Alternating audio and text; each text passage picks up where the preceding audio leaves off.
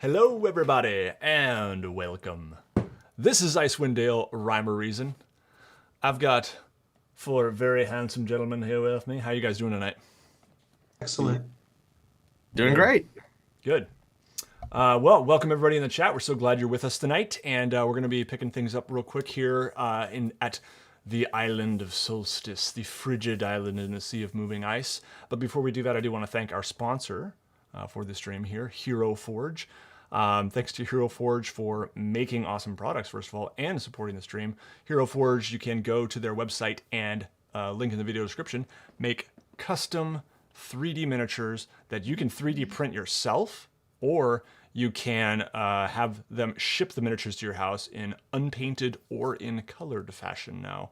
And they are awesome and beautiful. I do have a couple updates. They're always adding new stuff. Recently, they added some new sacks of things, like gifts, gold, jewels, and of course skulls. Bones. Need a bag of skulls. Yeah, what kobold doesn't need a bag of skulls? Come on. New shield options. They really going nuts on the decals lately, and their decals are awesome. There's so many things you can add, like little blood splatters and other stuff, and of course now like these symbols.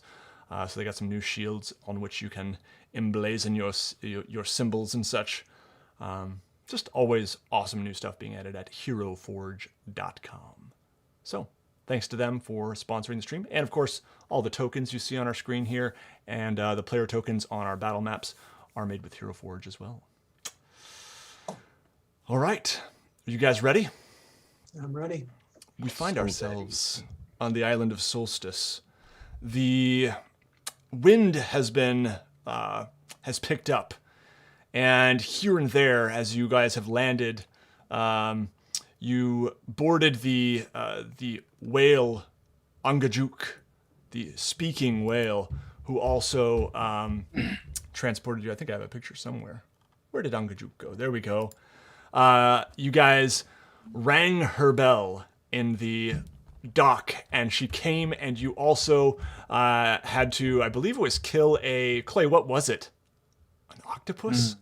Octopus, yes. Yes, Clay killed an octopus as tribute, as a gift in exchange for a ride to the Island of Solstice. Velin Harpel, a member of the Arcane Brotherhood, is still with you, accompanying you here. She is the one who told you about the Codicil of White, an artifact which promises to unlock the passageway to the lost city of Yithrin. Untold treasures await you there, but can you get the Codicil of White here on this island? The island is also a frequent haunt for the Frost Maiden. Velin was hesitant to tell you this, but she did divulge that information shortly before your departure, giving you one last chance to turn back. But here you are, the wind blowing, the island shrouded in mist. You catch the occasional glimpse of the skull that marks the former fortress of a frost giant clan, now abandoned by the frost giants. And Oriel, the frost maiden, makes her home there. So, you find yourselves on the island. I'm going to go ahead and show a map here. Nate, is that skull just sort of like a like what the idea of a skull would be, or is it supposed to be representative of a specific person or race or something? Yeah, I mean, it is obviously like carved out of the ice, not like an actual skull. Right. It'd probably be hard to make it out from where you are, but it is huge, and Velin would probably tell you that this is just a fortress that the frost giants made, and that was their chosen style of architecture. Yep. Okay. So, sorry, I'm trying to find the map. Yes. Here we go. So, You guys are currently on this dock here. Okay. You do see off to your right a couple masts of ships that are just sticking up out of the water. The actual like hull of the ship is not visible to you at this time. There are the water is flowing here, and there are lots of bits of frozen ice too. I believe we call frozen water ice. Generally. What's the scale on the squares of the grid? Yeah, that's a good question. I'm not actually sure, but let me check. See if 1 square equals 200 feet. Oh wow, okay. Great question. Yep. This is ships are a like regional map, not a. Yeah, so those ships, according to this wiggity whack scale, are 200 feet. So yeah, probably not quite, but anyway. You guys are on the dock here, and ahead of you is about a 10-foot kind of wall of ice. The dock itself is giant scale, frost giant scale. You would assume, given what this island has been in the past, and it would take some work to clamber up onto the ice here. Do we still have our ice climbing gear, or did we ditch that somewhere? If you guys think you would have taken it, I think it is reasonable that you would have. You guys have not had to carry much on your own backs, and it's possible that, given that you were in sled and then on a ship or a whale rather, it's quite Fizwick has possible that you belt have that. grappling hook. I can also just giant size myself, or Gruckbar can giant size me, and I can just lift you up There's also that. Sure. one at a time. Grokvar once again extends his hand to you for the A-team-esque handshake that you need to do if you want to get enlarged. I don't roll my eyes this time, and I give you my hand and grow to 13 feet high. Hi. All right. And just so you guys know, I'm just using this symbol for the party. We're not going to do individual tokens at this scale, okay? That's not accurate either. As I was dragging it, it said 3 feet. Like, no, I don't think so. I turn and sort of do like a fireman's crouch with my hands in front of me and say, "Everybody aboard." Not everybody, one at a time, please. All right. Valin is the first to step forward, and she is lifted. Her snowy owl kind of flutters off of her shoulder and flies up there and perches ahead of her. The rest of you step forward as well? Indeed. Yep. Okay. Yeah. As you land, you see fluttering towards you a small white shape. And as it kind of flutters up to you, almost this crackling of ice as its wings flutter towards you, you see a small creature, about a foot, maybe 2 feet tall, flying towards you, and Like looks from like this. nose to tail. Yeah. Let's see here. Okay. Uh-oh. And it begins to speak to you from about 20 feet away. It says,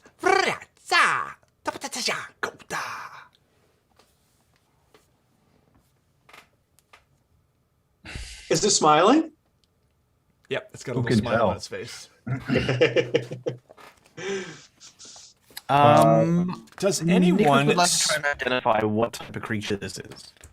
Yeah, go ahead and make an intelligence roll for that. And does anyone speak... Sorry, give me a moment. Some languages I've never heard of, so I'm guessing no. Well, I've got a bunch of languages. If it's not common or Aquan primordial. or Orin? No. They both start with I don't A. I have never seen these languages before. know. Okay. Aquin is for the elemental water, and Oren is elemental air. Okay, there we go. Thank you. It 22 seems like on my intelligence 22. check. you would know this creature, given your study of magic and creatures and your former life, as an Ice Mephit. Okay. This creature is a Ice Mephit, a small impish being from the elemental planes. If it is here, it means that the veil of magic between those two realms are very thin, or that someone has summoned it here. I would also know that they don't speak common. It looks at you and says, Sopo, Sopo, Sa. I believe its name is Solpo. Sorry, go. I was gonna say, Clay looks down and Nikos and says, "Are they generally friendly? This guy seems like he wants us to follow him. Should we do that? Do we trust him?" From my experience, they can be very self-interested. Some can be good, some can be bad. It really depends on their nature. Much like the Fae, they move to their own instruments. It is just as likely to be luring us into a trap as it is to be trying to help us. You remind me far too much of an imp for my comfort. Sopo looks at you well- all and says, says a bunch of gibberish, but makes some motions while he speaks in his language, and the motions are as follows: Ooh, Zavada, so.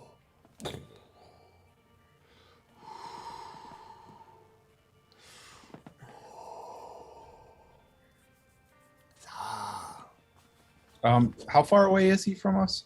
Oh, probably about 15 feet now. Will he let me walk a little bit closer to him? Yes, he would let you. Like if I want to pretend like I want to understand him a little bit more or get closer to hear what he's saying. And then can I try to like quickly like gentle fist snatch him out of the air? Gentle. Like I don't want to squish him. I just want to catch him. You know, like catch a firefly kind of thing. Yeah. Go ahead and make a. Let's just do an athletics check, and we'll have him do a dexterity saving throw, essentially. 23. Okay, that's in your favor. Let's see how he does.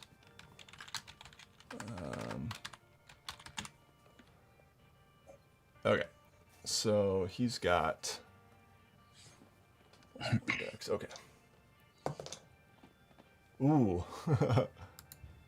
He rolled a 19, but I don't think that's going to be enough here. Nope, that gives him a 20. So, yeah, you managed to give him a knock, and he comes back at you. And so I wanted to try to like catch him like in my fist. So like with his wings and arms and legs kind of like in my fist with his head poking out. Mm-hmm. Yeah, you've got him. Okay. I turn around and bring him back to the rest of the rest of the party, and just sort of look down and say, "What should we do with him?" And he's just cursing you and So pecking at Nikos your looks hands. down and says, well, for one, I wouldn't have done that because they actually have a frost breath. I just put my thumb over his mouth. Yeah, Well, he's I just hope you pecking didn't at want you. that.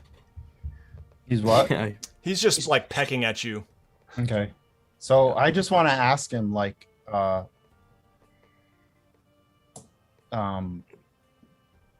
don't know, like because Well, he doesn't doesn't speak understand. He doesn't understand. So I saw him rubbing his fingers together in the universal sign of I want some coinage. So perhaps Well, we can. Well, see, this could be that, but at the same time, it could be that he's hungry. So It could be. Or Fizwick maybe he gets in wants his- to lead us to treasure. Fizwick gets in his coin pocket and he pulls out some coins and a gem. Surfer. Surfer?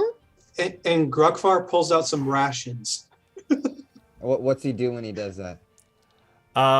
He kind of looks at the coin and yeah, as you step forward, I'm gonna have Clay, Fizwick, and Grugfar all make a dexterity saving throw for me, please. Oh boy.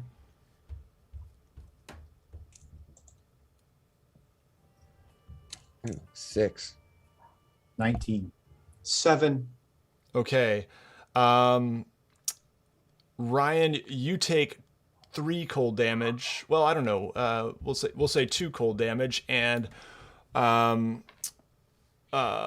and Grugfar take 5 cold damage as he just breathes on you in this little cone of cold, and yeah, he keeps on fighting. I Surfer, grunt. you little son of a bitch! And then he gets, and you can see him pull his like sword out. I hold my hand up like to sort of slow Fizwick down, and then I keep him in my fist, but then I like hold my finger up to him to just like calm down. Like, we don't want to hurt you. So he's kind of sketched out by Sopo anyways, so it's an easy back down. Who isn't? It's a little At this point, white goblin. yeah. At this point, Nikos will say, "Look, we are the aggressors here, and it has no idea of what we're doing. Clay, let the tiny creature go, and for now, Fizwick, put your weapons away." Like, I still do the like stay calm, and I just sort of like slowly open my hand. Mm-hmm. And as you do so, he kind of, immediately bursts through the air about, 15 feet away again. A string of and Yes, he flies off another like 20 feet or so. You kind of see him flying away. Nikos, what were you going to say? Oh, I was going to use the opportunity to sort of get off Clay onto the snowy embankment. As he's sort of yelling and chittering at us, I'm going to hopefully try and like fascinate it a little bit and use shape snow as a spell to try and create like almost like a little diorama of where we are currently. Oh, okay. Yeah, so he's about 20 feet away, but he starts to see Nikos doing this, and his curiosity starts to get the better of him, and he kind of sidles back over to you, Nikos, sitting as far away as he can from the rest of the party, and probably about 20 feet from you. So you are trying to make sort of a diorama of the island, is that right? Well, specifically the region, this place that we're at, and is there any like sticks or rocks or anything like that? Sure. There are some rocks and some chunks of ice.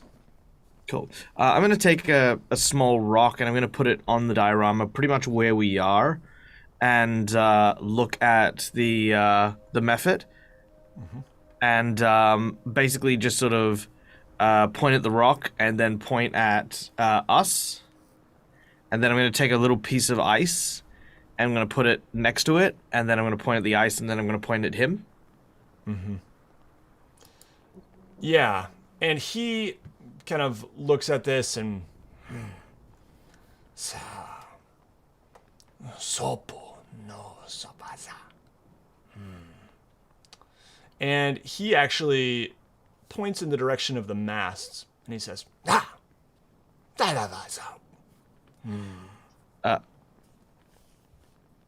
All right, so I'm going to create more of the island just to kind of encompass the mast as well.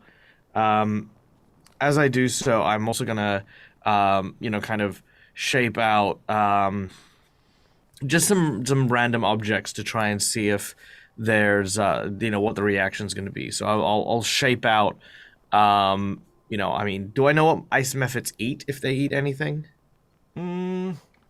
Yeah, I mean, Ice I cricket. mean, they're I'm elementals. thinking. Yeah, I'm thinking they wouldn't really. Um, what does an elemental eat? I don't know if they That's, do. Yeah, Energy? I feel like they would just live on the element that they are in. So I feel like he Hmm. would just, survive on the cold, basically.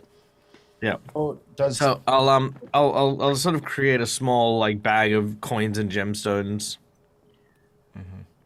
and see if he shows it like what his reaction might be to that.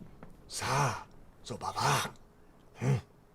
And he points to the shipwreck, the masts, and he also would kind of, as much as he can, kind of point to some other areas further out from what you have created. Okay. And he goes, Okay. I think what he is saying is that a long time ago, another group must have come through here, sailing aboard a vessel that is shipwrecked. It may be recent, it may be a long time ago, but they seem to have dropped some things there. If I'm not mistaken, our friend Sopo here may require something from there. It is difficult to say exactly what, but if we help the Ice Mephit, it may actually be able to help us navigate the island. Rukfar points to the mass of the sunken ships and uses thaumaturgy to create the sound of jangling coins in a coin purse, and just points and points to see if there's any recognition from Sapo on that. za, za, zuba, So Clay will actually go back over to the wall and sort of hop down with his 13-foot height. That should not be the big deal. And sort of start waiting, and then look back at Sopo and say, and like point, ask him this direction. za, zubata. Did he seem to become more friendly when he saw Nikos interact with the ice and snow? Or did he seem to not care? Yeah, I would say it definitely caught his attention in a positive way. Okay, so before I step into the water, unless anybody else has a different plan, before I step into the water, I'm going to turn around and like shape an ice globe and sort of apologetically like spin it on my finger like a basketball. And while it's spinning, set it on the edge of the ice wall and just let it stay spinning, and then turn around and walk into the water. So and he kind of goes, and he flies actually your way and into the water, and kind of like does a little swoop of his legs into the water and creates this beautiful little like of ice, like this little kind of like fan of ice that stays there for a second and then goes below the surface of the frigid water. Nico sits there and quietly ponders. It's like, I'm terribly sorry for manhandling you, but please, check out my sick moves. I Wow. apologetically, They're so sick. apologetically distributed the globe upon the as a peace offering. That you picked up. All right. All right. So, I suggest that we head to the shipwrecks and see what we can find there. Again, if there are this many shipwrecks, there's nothing to say that there aren't people who have been holding out on the island over there, and it may bring them some good news to know that there may be a passage off when we leave. I can breathe water if you want me to go explore. I don't know if it's best to go on your own, Clay, though I know that's sort of your way. There's also You're welcome to ride on my back. There are some chunks of An floating excellent ice woman. that you guys could try to like jump on and Is the whale still there? Or float did he... over. The whale left. Okay. Look, I am a fan of solid ground, but if everyone wants to go swimming, then I'm obviously not going to stop anyone. I won't be going swimming because I believe I'd freeze to death, but I'll perhaps with this wood from this dock, there's enough here we could make some sort of rudimentary raft or something like that. That seems like a lot of time to donate to walking over there. And he says, pointing it over at the in that direction. How far is it by foot? Oh no! I can use magic to do it. From about 300 feet, right? yeah, from the let's see, 500. right. This would be the closest point. Are you talking about from the coast to the ships? Oh no, to the shipwrecks. Yeah. So this would probably be about 100 feet here. I would say maybe 200. Yeah, I could throw a rock that far. Maybe Clay could push us on an ice floe. Hmm. What do you say, Clay? Sure. Why'd All you right. say it like that? Grokvar starts looking for the closest ice floe, ice chunk that's big enough for the three of us. All right. Yeah. So you guys managed to get one something like this right here or something. Yeah, it's the sea of moving ice. So you managed to get one, and Clay, you're going to go in the water and kind of kick, or what's the plan? Push while swimming? Well, we don't have any other means of propulsion, do we? I think that's a good way to go. Okay. Yep. As long as I'm large, I can move a lot of water, I would think. Okay. All aboard! Yep, I think you managed to push them at a pretty good clip here. And are you resistant to the cold, or I can't remember what you had, or is it you can breathe underwater? Question. I can breathe underwater, and Oh, Michael, can't you like animal up? Turn into a seal or something? Or I can. I don't know. Would it be beneficial? And Polar bear or something? Or... yes, in short, I could animal up, and if we get into some trouble, I'll animal up. I mean, okay, I could also technically. Let's have a look here. I think I've got one other thing that might be useful. No, it's only 10 foot. oh, actually, you know what? For some reason, I thought I was resistant to the cold. I'm actually not. Okay, but you can breathe underwater, is that right? I can breathe underwater, and my swimming speed is equal to my walking speed. Okay. Which, Yep. when I'm twice the size, is probably. Okay, so go ahead, Clay, and make a con saving throw. You have good constitution. Oh, but I rolled a natural 1, guys. Ooh. Do you Oh, have, wait, I have inspiration. Hold on. That narwhal sounds good 11. now. That's not better. Much 11? Yeah. Okay. You are very cold, but 10 was the number you needed to avoid one level of exhaustion. Yep, that's for each minute. I'll say as you're quite large, it only takes you 1 minute. So you make it. And yeah, you now see the masts of the ship sticking up. Another one kind of behind it there. And what would you guys like to do? But the rest of the ship is below water.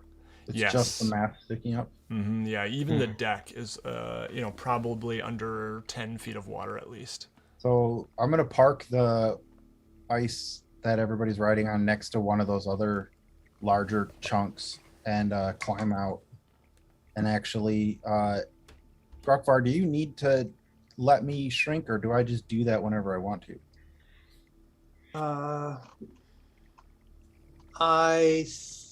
Let's just say that.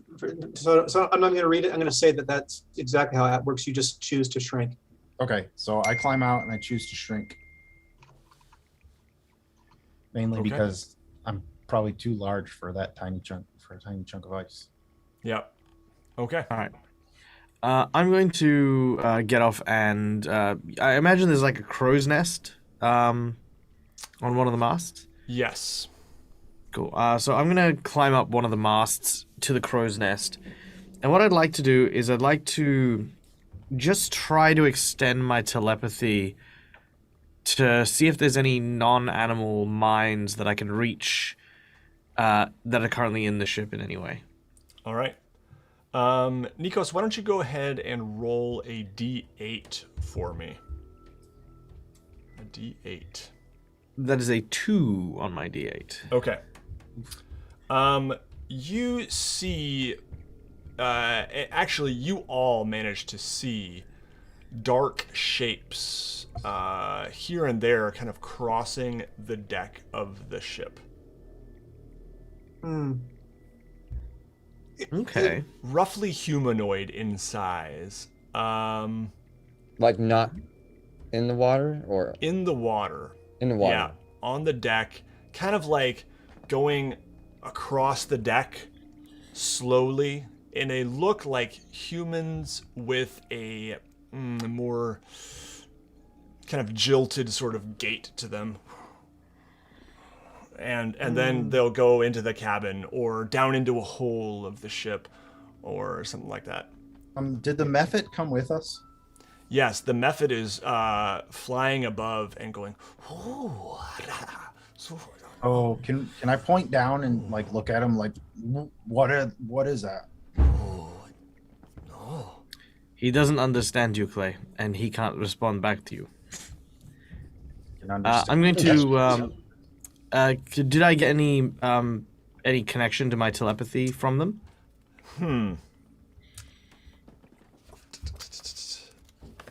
Well, let me ask you this: would you get a connection to undead? No, I don't think so, right? Yeah, I would not. No, you don't. That would be my next point. Is if I couldn't connect to them, I'd say it seems as though those forms that lurk beneath the waves, they are some kind of undead. Rockfar sees their shuffling gait and hears what Nico says and is concerned that Sopo has brought us into a trap. Can I do an insight check on Sopo? Yes, you may. 15. Sopo, he seems a little bit happy about the presence of these shapes. A little bit gleeful. You sense that like there's concern there, but there's also a little bit of like maybe some action. Okay. The other thing is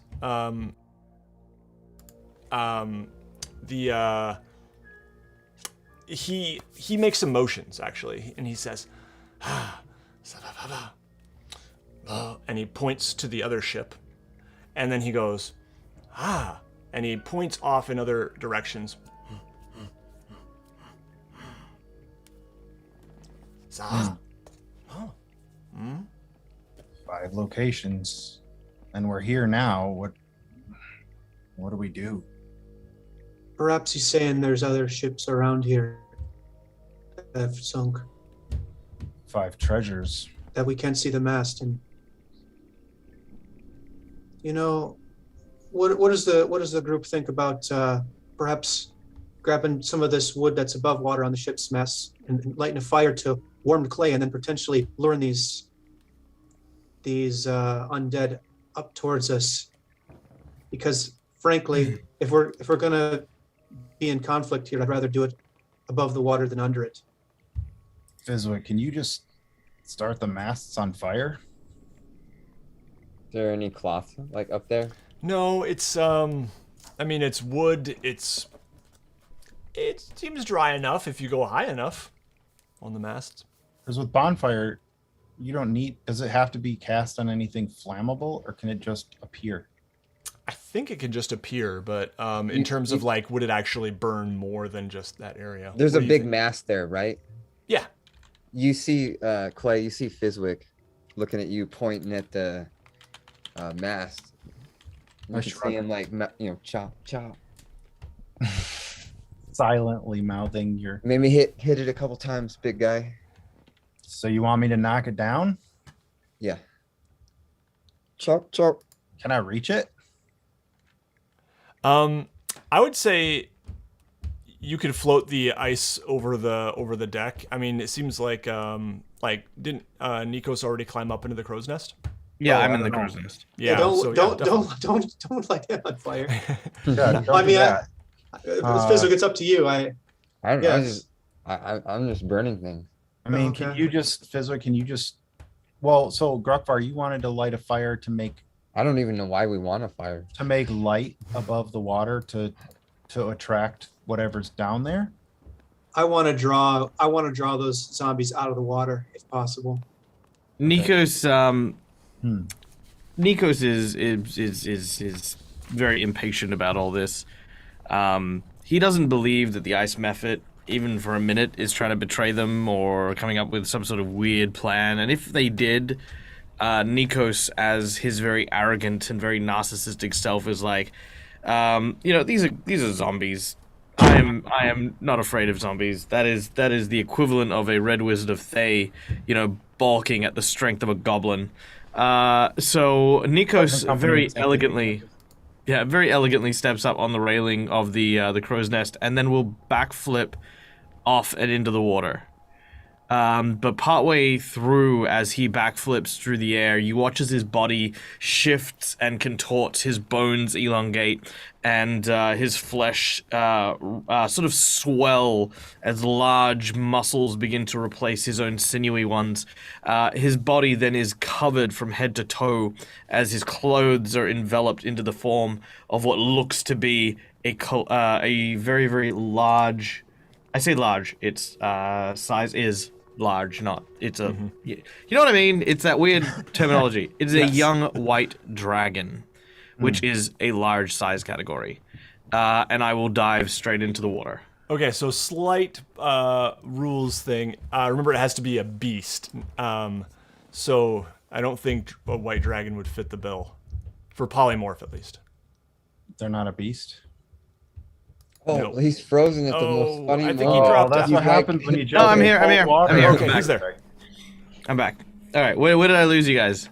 So I don't think you can polymorph into a dragon if you're using polymorph because it has to be. Oh, right, because it's a beast thing. Yeah. Ah, damn it. Yes, no, that's right. I have to get dragon one. I will transform into a large orca. Nice. Ooh. Okay. Yeah. Really? Let's. Oh, I didn't hear that one. I did forget to add that to my notes. I'm adding it right now. I remember we had that discussion last week, and I'd completely forgotten about it since then. No worries. Okay. So orca. Hey, Fizwick, you can set it on fire now. What am I lighting on fire? The boat? I don't know. I'm just making a joke. Ha ha ha. Okay, so I am going to say, are you now down on the deck with these shapes, Michael? Yeah. So I'm gonna descend down to the deck. Now the killer whale is huge. Okay. Yep. And all right. You find yourself swarmed, and let's pull up a map here, by these shapes. And yeah, give me a moment here. Oh, I thought I had a shipwreck map. I don't think I loaded it yet. Okay, let me grab that map real quick. I left it in my folder. Icewind maps. Well, you do that. Grukvar's going to try and find any dry wood that's nearby from this shipwreck to start a fire. Okay. Sweet. So, okay. There we go. Okay, so it's not as icy as it should be, but it was the best I could find on short notice. So, Icy underwater anyway. yeah. So, let's do this. Nikos, you can go ahead and roll initiative, as can everyone else.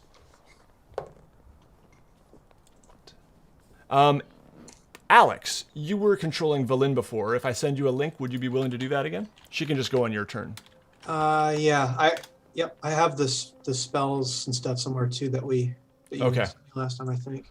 I think I could just pull up her full stat block on Yeah. D&D Okay. Beyond. Yeah. Just shoot that to me. And now that you know that she is a member of the Arcane Brotherhood, I don't have to hide that from you anymore. Oh, okay. I see. That was one reason I think at one point I sent you an edited. Yeah, I wasn't sure. I version. think you sent me. I think you sent me a photo where your hand was over some Yes. information. All right.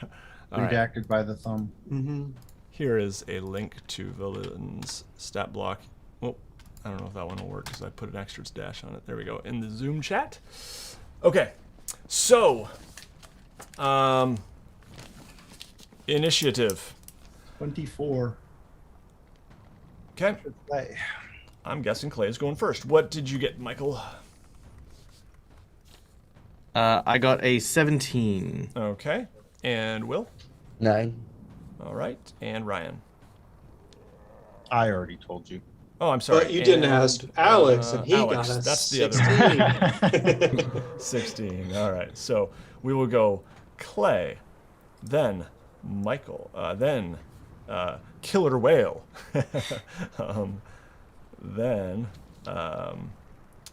Alex, then Will, Fizwick rather, and then the creatures. All right. So you can see them a little more closely now. Especially is the Nikos. top of the ship from under the water. The deck of the ship is about 10 feet below water. And let's get the tokens out here. So, Do we have an owlbear radio link? oh yeah, that would be good. Allow me to share that with you. Oh, I do have a quick question while we're doing that. Okay, it's in the Zoom chat. Yay. Now, as far as the killer whale goes, would there be any chance of me utilizing the deep killer whale from A Complete Guide to Nautical Adventures by our friend Guy? Yeah, if it's CR, 7 or less, that's fine. Sweet. Yay. I trust Guy. Yeah, Guy's a good guy. I mean, somewhat. At least a little bit. All right. Okay, so shapes on the deck. Imagine a more complete deck, but... And then we will go with... let's see. There's our killer whale. Nice big wave type thing. And then we will go with the rest of the party atop an ice. Well, not that party member. All right, you guys are all kind of huddled on a big ice floe, which we'll just pull out something here. A random thing. There we go.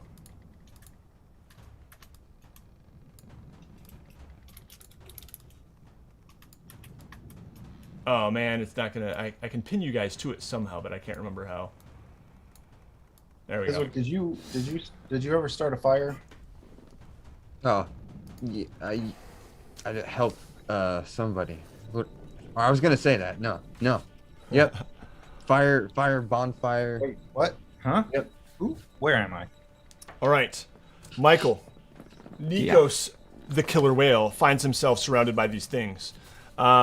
Clay is up first, but you'll be coming soon. Clay, you see this happening. Is there anything you would like to do? I'm soaked still, right? Yes, you're quite wet. Okay. I am going to take my upper wet clothes off and ask Fizwick, could you dry these by a fire? And then I'm just going to jump in on top of, I guess, like,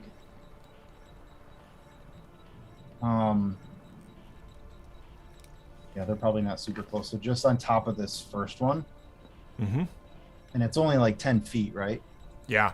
Okay, so I'm going to come down and try to attack it. Can I tell if it's like made of matter, or do these look like they're kind of like smoke creatures or something like that? No, they look like they're made of matter.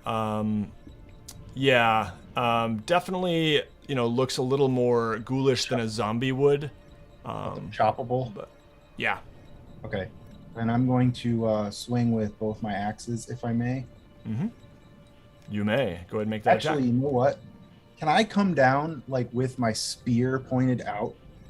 Yeah. Like I'm trying to harpoon it through the head. Yep, that would work better because I think actually your axes you'd have to roll with disadvantage. So in a spear you would not. Simple light weapons, you roll with disadvantage underwater? Actually, you have swimming speed, don't you? Yeah, it's the same as my walking speed. Okay, then you actually would not because it says a creature that doesn't have swimming speed has a disadvantage on the attack roll unless the weapon is a dagger, javelin, short sword, spear, or trident. Okay. Okay. But you have a swimming speed, so you don't. Go ahead and make that attack. Yeah, I still think it'd be cool if I could like spear it through the gourd. Yeah. Absolutely. Go for it. You're trying to pin it essentially, yes? 21. Yeah, I just want to like reverse what is that called? Reverse impale it. Yeah. That is a hit. I'm going to go ahead if you want to impale it pin it to the deck. I would say go ahead and make a strength check in addition. In addition to the damage, or in addition to the I'll have you roll the damage too, but yeah. Okay. So that's an 11 for strength check. Okay. And then the damage would be 8.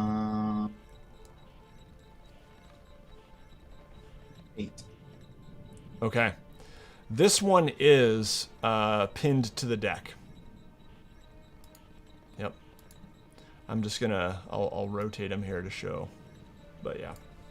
He's now pinned to the deck. So does that count as only 10 feet of movement for me, or would that be end of my turn? Or yeah, if your swim speed is the same as your walking speed, you can still move. Okay, so then I'm gonna swim over to this guy over here and just get ready to whatever. Nice. Okay. Very good. That brings us next to Nikos. Nikos the killer whale. Oh, you're muted.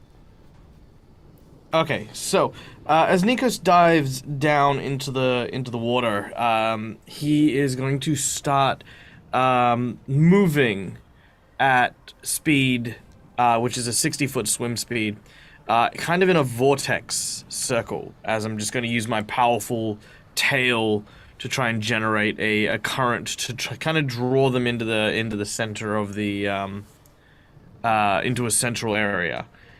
And then once I get a zombie close enough, I'm just going to kind of do almost like a front flip, and use the heavy tail to just whop one of these zombies. Yeah. So in order to kind of do the vortex, why don't you just go ahead and make a let's say dexterity or I guess athletics or acrobatics check. I will go with a athletics check if that is all right. Mm-hmm. All right. That is a 25. Okay. Yeah. You managed to do so quite easily. You guys all kind of feel the water kind of churning about you here. All right. And then you can go ahead and roll for that tail thwack. All right, that is a 27 to wail on one of these zombies. Yes, that is going to hit. Go ahead and take a point of inspiration for that pun. No, I'm kidding. Don't. All right. So, yeah, you managed to hit. And damage, or how does this work? Do you want to send it flying? What's the plan? Oh, I'm going to try and squish it. Yeah, absolutely. And this is a lot of damage, so I'm definitely going to... Well, I hope I can squish it. Let's see. So...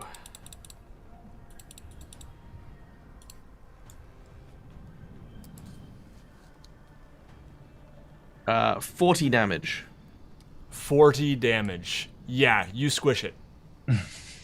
All right, it goes flying out into the frigid water, just kind of floating motionlessly. This kind of twisted visage on its face. Yeah. All right. Anything else you'd like to do on your turn? No, that's it. I'm just sort of like, again, just trying to maintain that that vortex I'm trying to get to keep pulling them in towards me. Yeah. Awesome. All right. I'm just gonna remove. We won't remove that one. We'll remove this. Can you hear this? Nice.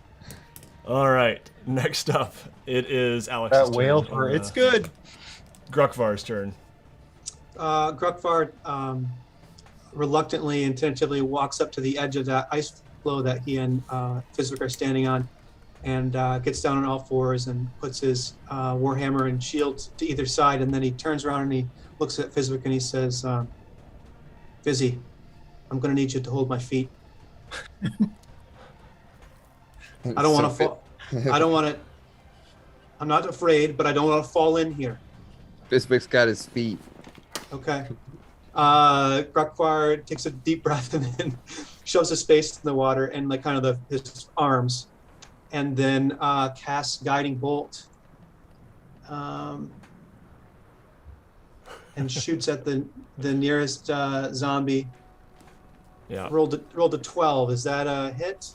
That is a hit. That is exactly what you needed.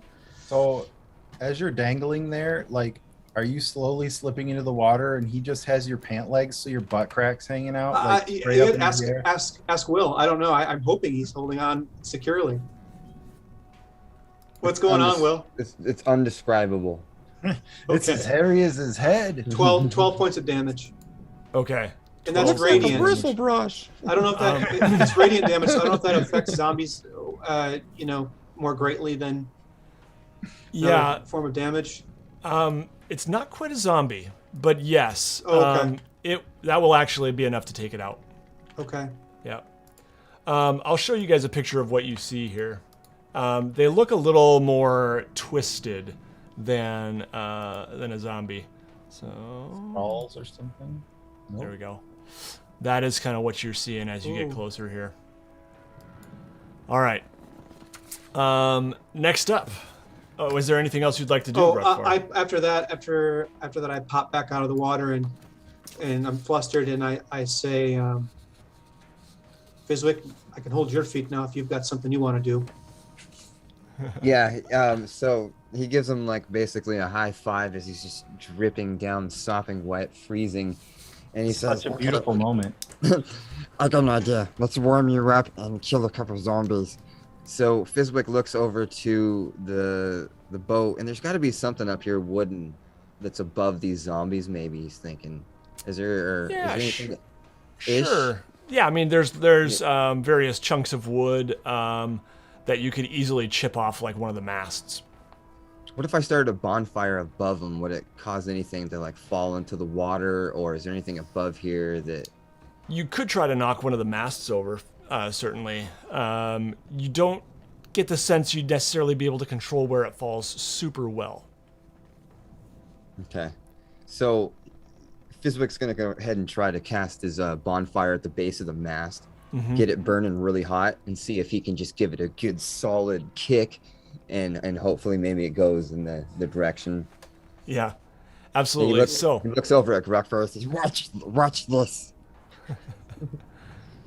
All right, so you cast bonfire, and one of the masts does begin to burn, but it's not quite broken yet. I would say it's going to take longer than one round for it to, but you start to see it eroding. Is there anything else you'd like to do on this turn while you kind of wait for it to? Can I throw one of my flasks on it as a bonus action? Sure. I would say, well, here's the thing. It's already like lit. It's just going to need a little bit of force, if you know what I mean. More fire is not going to help. It is on fire. Gotcha. But, I mean, you could like launch yourself at it. We'll give it another round. We'll give it. I feel like we got this on lockdown, so we'll give it another round. Fizwick is a fan of hurling himself. Throw a hunk of ice at it. Yeah. Okay. He mumbles something about Clay's laundry service and goes back on. Yeah, so Clay, you start to see like a fire above your head, and you can see the mast starting to burn. So I would say that you will, have probably advantage on getting out of the way if it does come. The other creatures around you seem oblivious to this. All right, that brings us to our undead friends here. As the commotion on the deck has begun, you now see... Sorry. 3 more of these shapes come out from the hull of the ship, and one of them will move here, another one will move to the killer whale, and those 2 are just going to stay there. All right, so here we go. Does an 11 hit you, Nikos? An 11 will...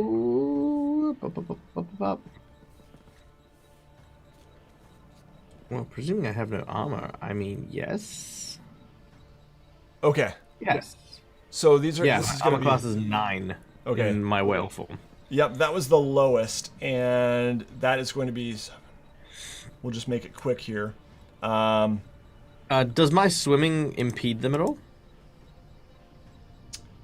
I'm gonna say it's gonna... Yeah, sure. Let's have them roll for disadvantage, hey? Yeah, that makes sense. It's like he's flying, isn't it? Like, Okay. Well, I'm kind of... Yeah, like I said, I'm just swirled kinda- around. With disadvantage, one of them will miss. The other 2 are still Okay, yeah. going to hit. So Yeah, I that's mean, gonna look, be a my total of AC's 9. I'm not expecting much, you know, like... 14 damage Big target. as they have these claws that just kind of dig into you and kind of latch on. They're not actually like grappling you, but yeah, they have dug into your whale flesh. And then the other one for Clay, that is going to be a 14 to hit, which I would assume misses. Oh, sir. All right.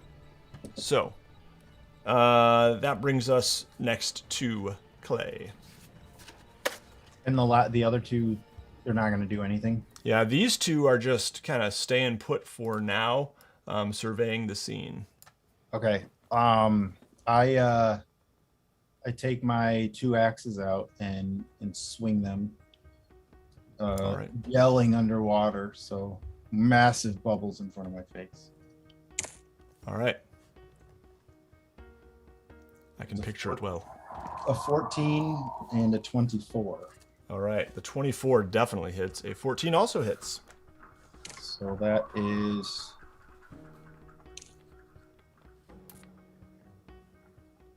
Let's see, 8 plus... That's 14. Okay, 14 damage. Yep. All right. Because I don't think with two weapons, I can't use my modifier on the second.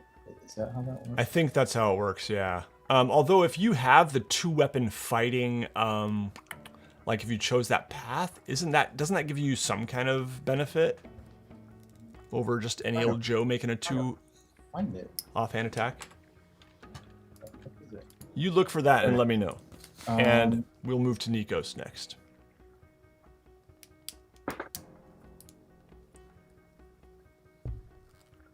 Nikos, what would you like to do? You are surrounded by 3. Oh, I cannot use my modifier on the second one, so 14. okay. What benefit does 2-weapon fighting give you then?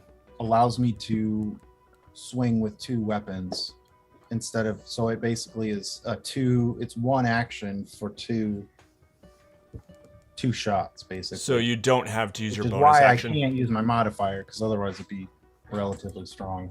Yeah, okay. Sweet. Oh, it is actually, you know what? It is a bonus action still, so Yeah, so what's the benefit then? 2-weapon I don't know, maybe fighting. you can't, most people can't. I thought you didn't have a attack penalty with on the bonus second action? weapon or something.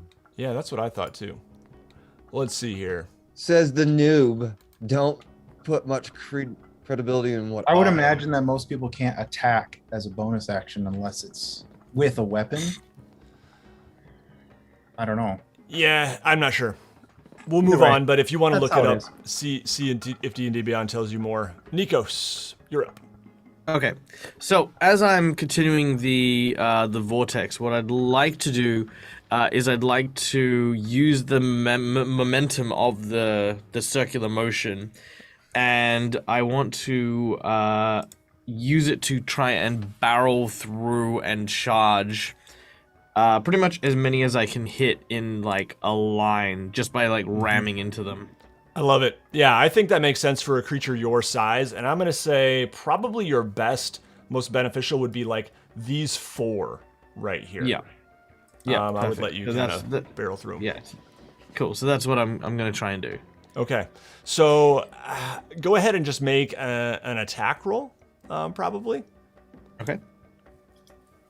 It could be your bite I'm attack. gonna burn or my you'll- inspiration on this. Yep.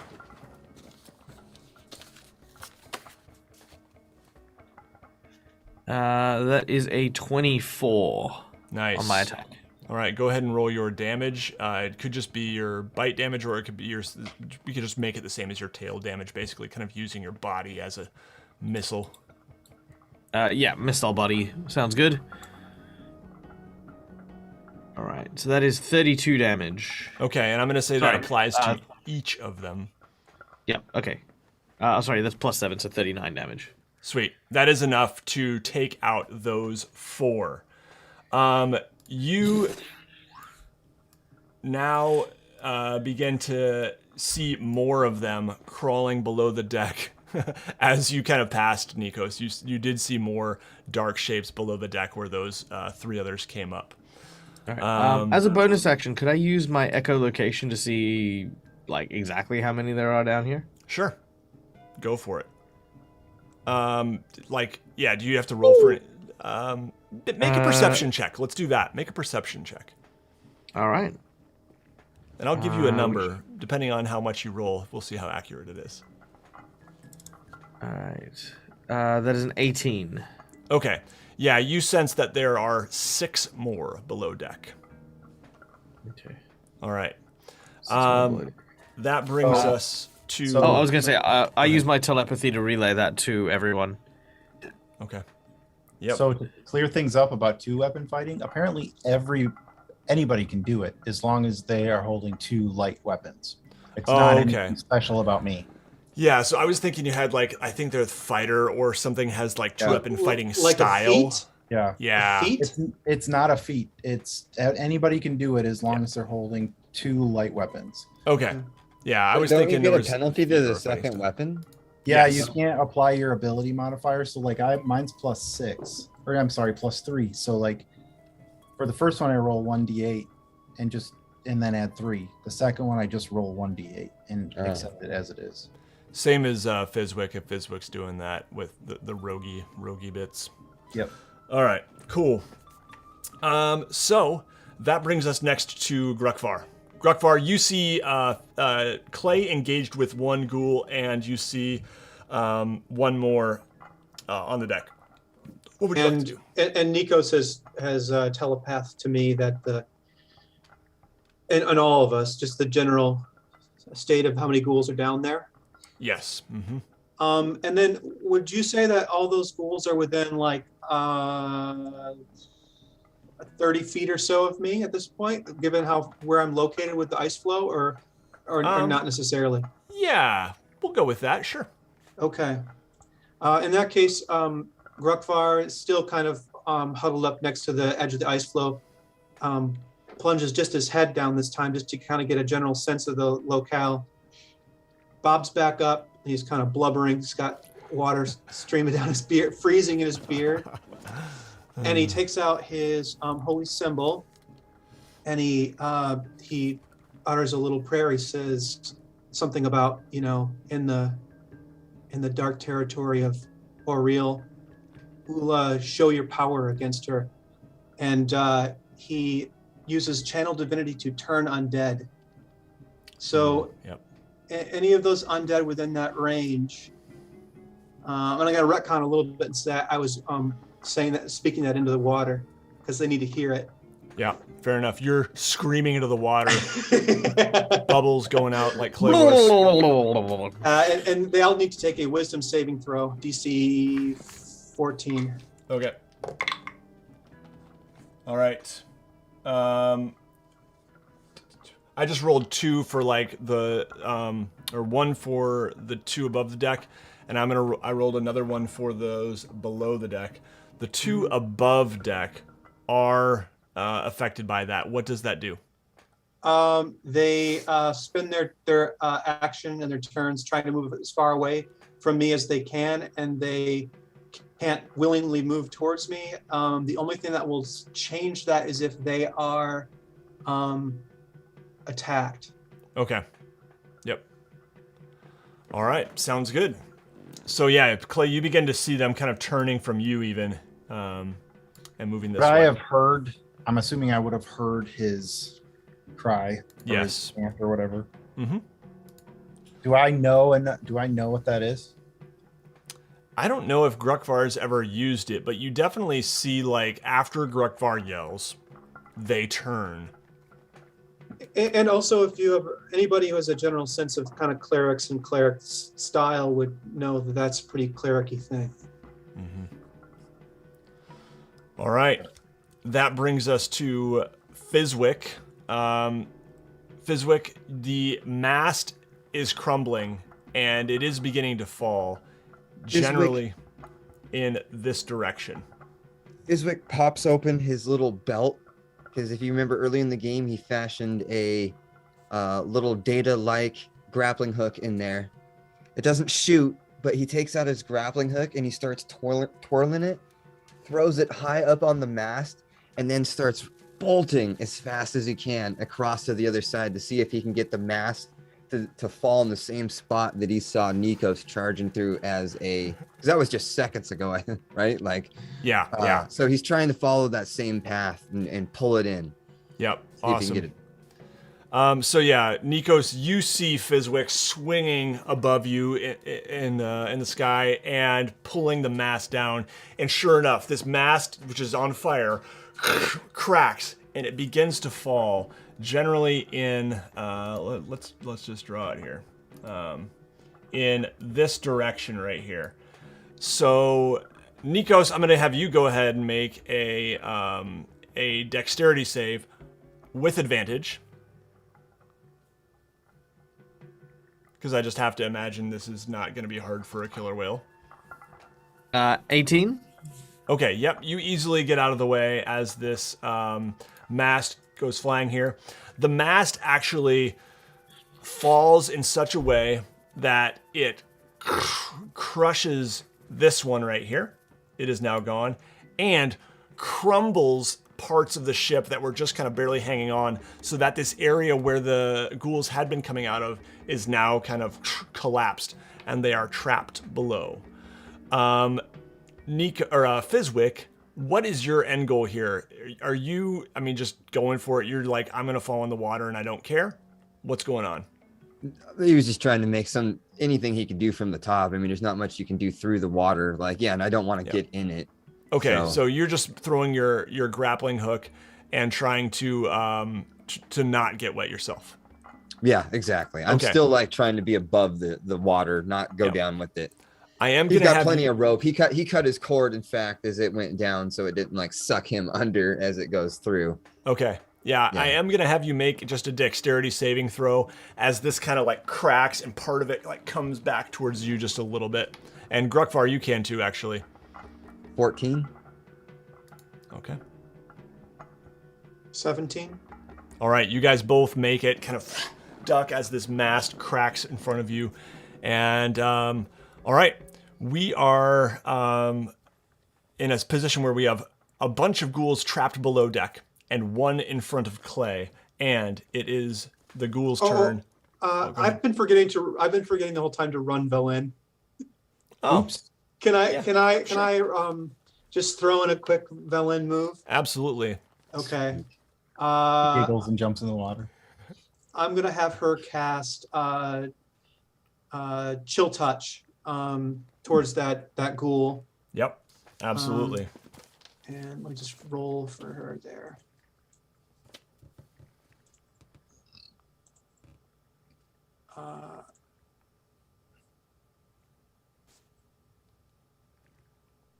I think that's what do I got to roll here for her. Oh, I see. I got it. Okay, sorry. I'm just gonna use my own Grukvar stuff. Yeah, that's good. All right, I think that's a hit. And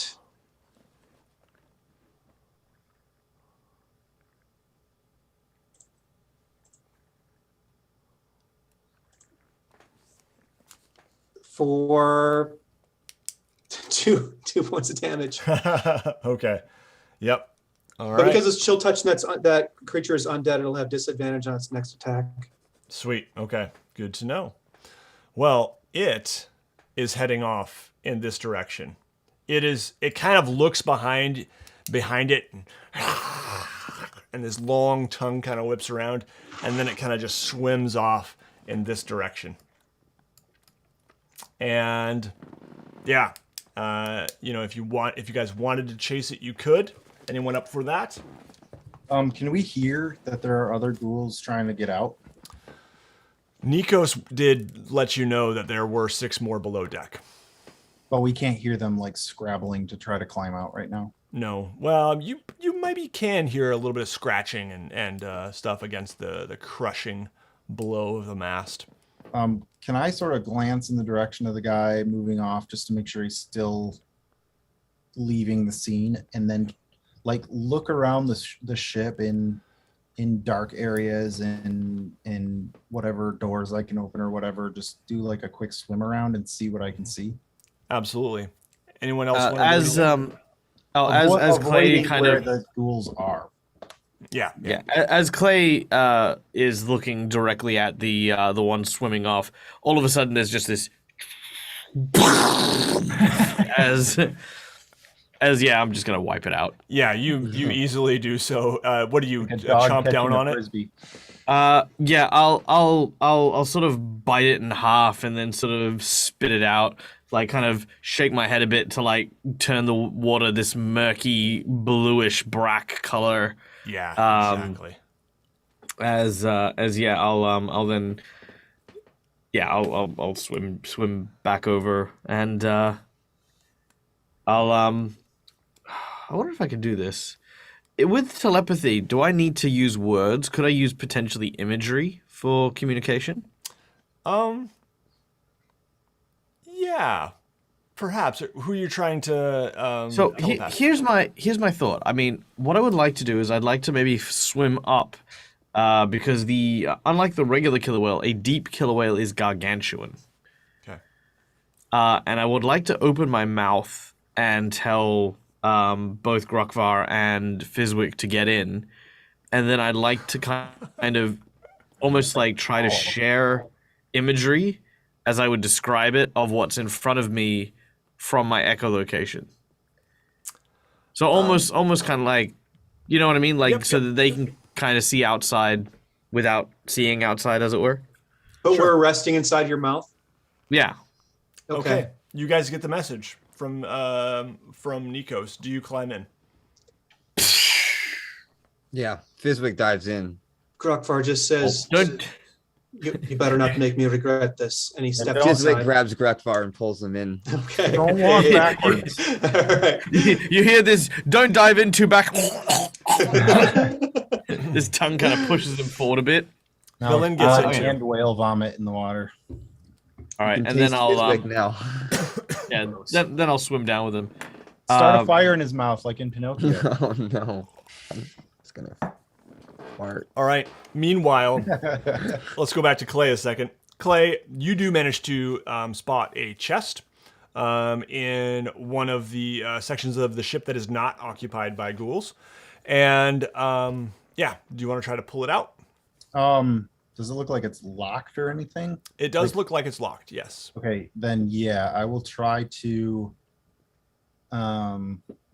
Did I find anything else anywhere, or is that kind of the gist of my surveillance on this one? Nothing else. Okay, I'm gonna try to swim it back up to the iceberg and kind of plunk it up on top of there, and then climb back up onto the iceberg with it. Yep. Sounds good. You managed to do so. I'm not going to make you make a strength check, as you are a beast. Then Nikos, what's your where are you headed? Oh, you're muted. You're still muted. Thank you, stupid silence wizard. Okay, I would like to with Fizwick and Grokvar, basically use the echolocation to basically just like kind of scan the ship and the surrounds, like see if anything was thrown clear of it or whatever the case might be. You do. other than the ghouls that are trapped below deck here, you also on the ship next to you all. If you remember, there was another ship. You managed to see. Let me pull that one back up. Well, anyway, there was another ship next to it. You see a walrus kind of peering at you from behind this other ship. While he's thinking about that, is any of the mast that Fizwick set on fire, is it still burning above the water, or has it pretty much been put out by There's a fall? bonfire up there for you that we got ready for you if you need it. Fizwick's is? laundromat service started. Mm-hmm. Oh, I didn't while know you were that. down I there. thought you were being snarky and you No, we were working on that. He was Get that drying ready your for you. clothes. Yeah, he laid it out. Oh, okay. Well, then my shivering blue body is going to put my dry-ish shirt back on. Yeah, and Clay, I will have you make one more Constitution saving throw. I'll let you do it with advantage since there is a fire going. That's a good thing because I rolled a 1. I rolled an 11. That is just enough. You need a 10. All right. You did that last time too. A 1 and an 11. Exact same thing. Nico's We'll going. swim over to the second ship. Okay. Yeah, and you do see this walrus. It actually kind of peers up at you, and then it darts away. Not darts. Lumbers away.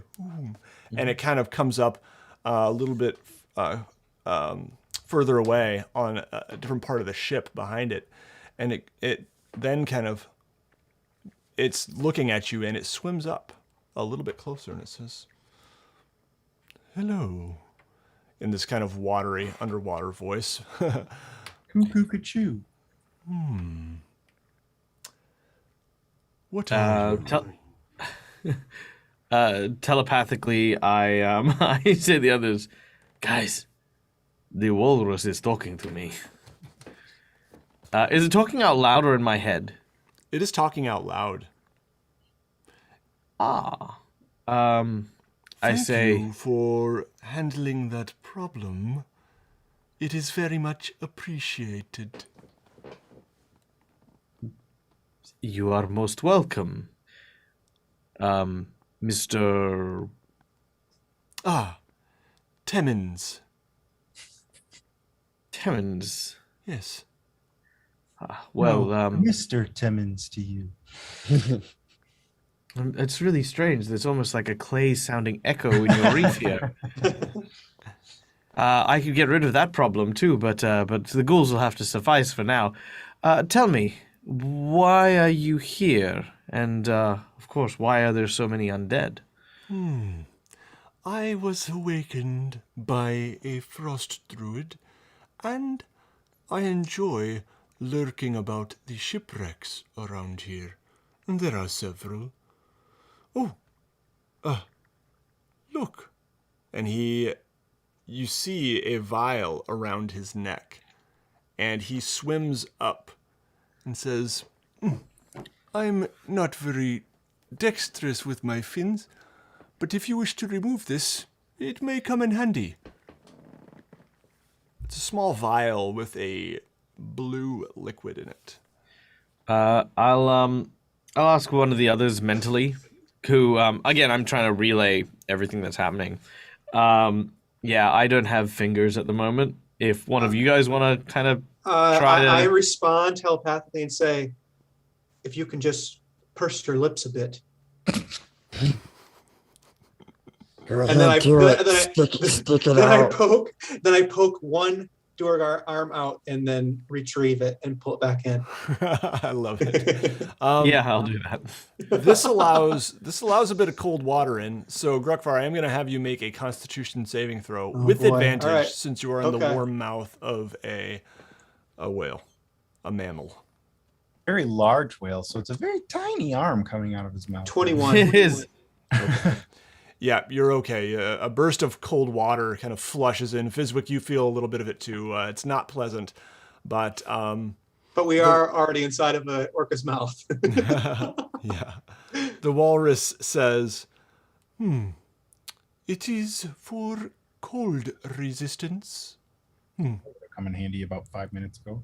Good luck. Just after we've gone ice diving. And he kind of I will nods your say, way. I'll say, thank you. Your gift is most generous. I would hate to bother and keep you from your business, but there are a couple of questions which perhaps you might be able to answer us. The first, of course, is if the druid that awakened you is still on the island somewhere. Are you speaking telepathically? Yes. Okay. Yeah. Oh no! Blah, blah, blah, blah, blah, blah. He Oh, crap. says, He accidentally chews the two people in his mouth up. he says, Um, no, no longer alive. My deepest condolences. The second question I have is, there's a Ice Mephit, a tiny fairy demon-looking ice creature. You wouldn't happen to know, named Sopo. You wouldn't happen to know what he or she would like wants. No, I don't. Fickle creatures. Yes, mostly. And one last question, if I may. We have come to this island seeking information about the city of Yithrin. Do you know of this place? I'm sorry, I do not. Never heard of it. Well, thank you for your time, and I hope that you will be able to enjoy your peace and quiet here. Though I will give you a heads up, there are still a small number of these ghoulish creatures below the decks of the other ship, so do be cautious when you are traveling in that area. Thank you indeed. I'm sorry I don't have more information on the whereabouts and goings-on of landfolk, but the water is my home, for the most part. No, thank you. Your gift has been most kind. With that, I'm going to use one last echolocation on this ship just to see if there's anything of note or interest on it. Yeah, you don't see or feel anything, no movement. Seems a little more wrecked than the other one was. The masts are not really sticking up above the water so much. It's much more rotten looking. All right. And then I will swim up to the ice floe and then just sort of like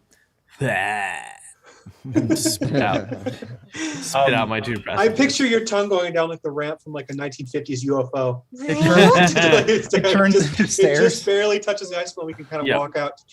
It's kind of Yeah. me and Fizwick, or me and Grukvar just looking at each other like out of Ghostbusters, just wiping shit off our face. And, Well, that was all going on. Clay would have been sitting on that ice floe, presumably interacting with the Mephit and our lady friend. Well, I was presume with- you were trying to get warm. She Well, was with us. Oh yeah, Valin was in the mouth as well, I forgot. Oh, Yeah. okay. Bummer Yeah. for her. But can I try to open the chest? You can. Go ahead and make a strength check if you would like to try to break it. Actually, first, I want to look at Sopo and point and kind of like nod toward the chest as if, asking like, "Is this what you wanted?" While you're doing that, Clay, Velen is pulling her spell book out of her pack that she forgot about until she sat on it when she was inside the whale's mouth. Mm-hmm. And she casts comprehend languages on herself, so she can actually understand what the. Oh, I think you would probably still be in the mouth right now, right? Because this would have been happening well. Oh, is this happening right now? Okay. Well, she's doing this Yeah. in the mouth then. Oh, well, there you go. Now she can understand walrus. So as you are trying to communicate, I mean Sopo goes,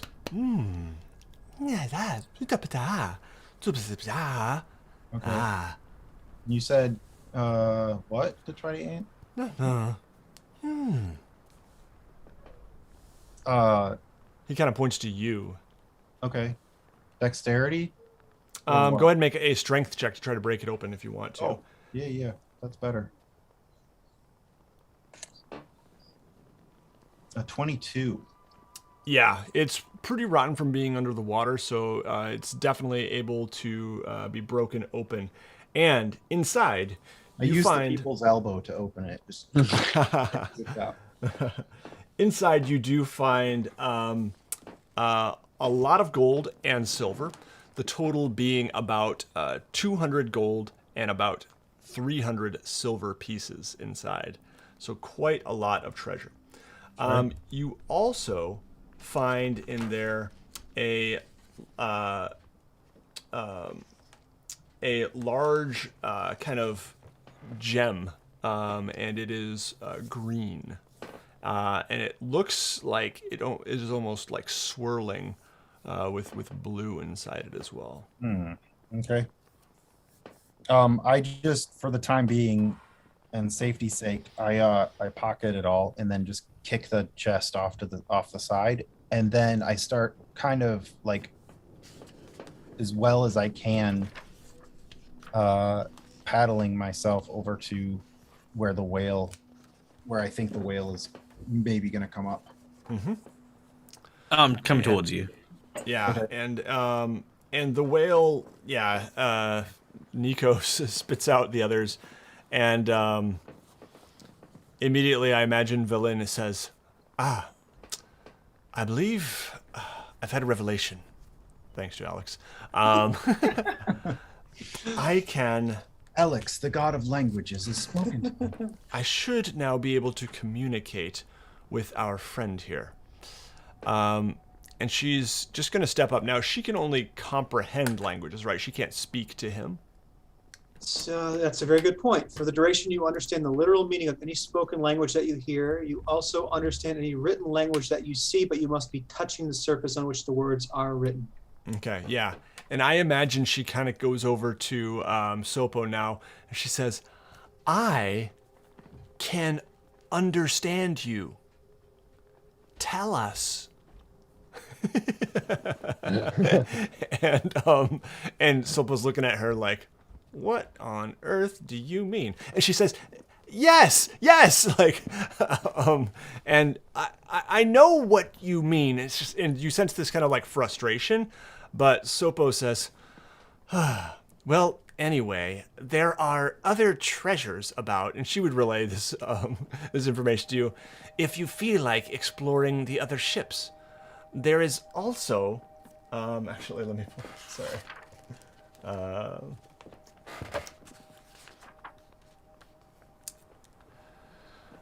The last ship to visit the island crashed off the coast of the island's northwest arm.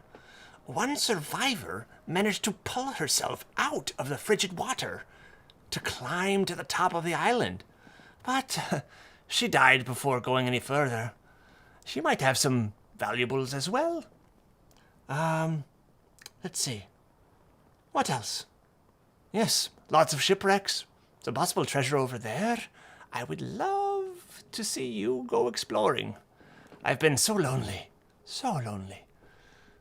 And Velen, he, as she's interpreting, he gets the feeling that like, oh, she understands me, as she's like kind of relaying this information to you all.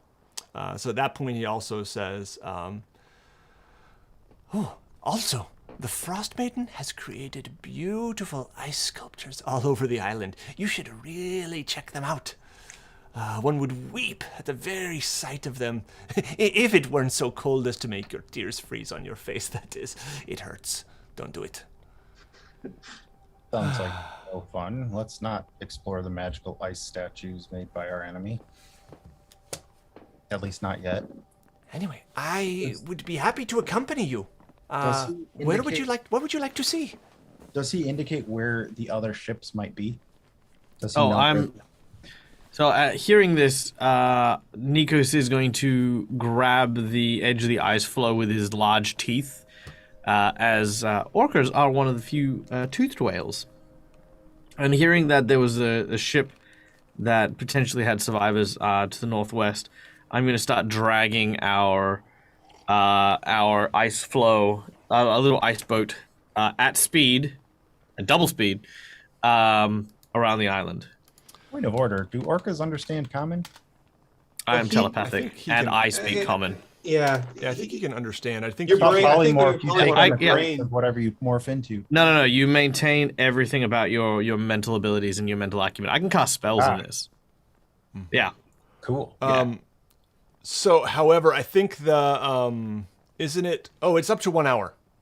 Mm-hmm. Yeah. Okay. Yep. No, you're good. And I I've thought it actually was 1 minute. calculated the. Yeah, I've also calculated the speed of the orca and the duration. Yep. I'll be able to cover about. Well, I mean, not including stops.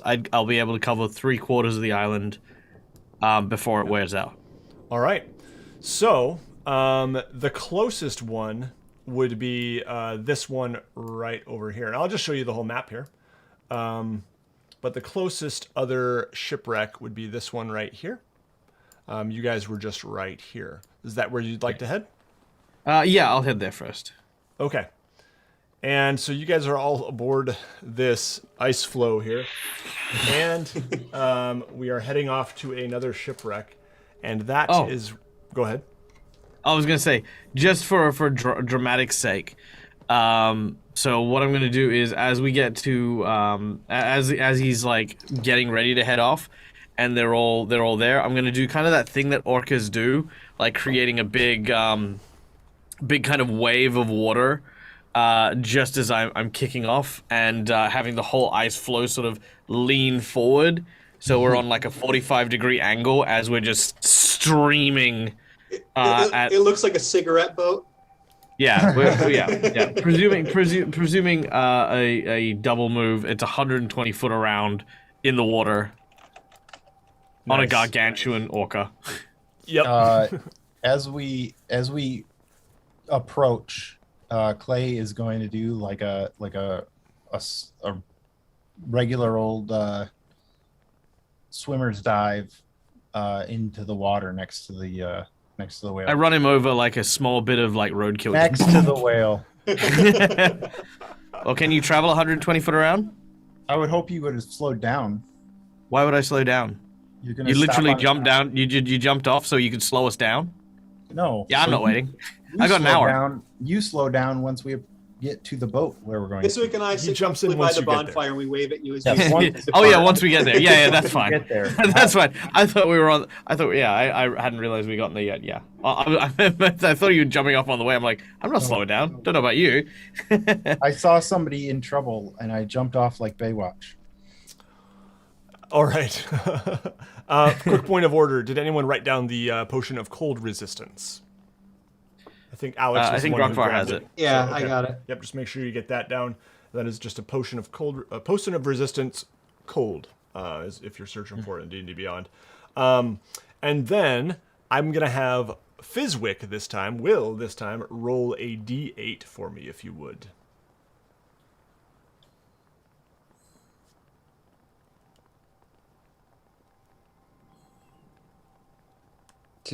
Two. Okay, roll again. We already got the 2. We've got the 2 and the 6. We got the 2 and the Wow. 6. Okay. Try one more time. Third time's a charm. Keep rolling until you get something that's not a 2 or a 6. 5. All right, 5. All right. Let's see. You get to the next shipwreck, and below the water, you see 2 shapes floating about slowly. This one's about 20 feet under the water. And they are large-ish. No, actually not that large, but they have a trail that almost looks coral-like. Kind of ragged-looking shapes. And that is where we're going to take a quick break. Yay! All right. Thanks again to Hero Forge for sponsoring the stream. I'll be showing some stuff from them during the break. So yeah, go check them out.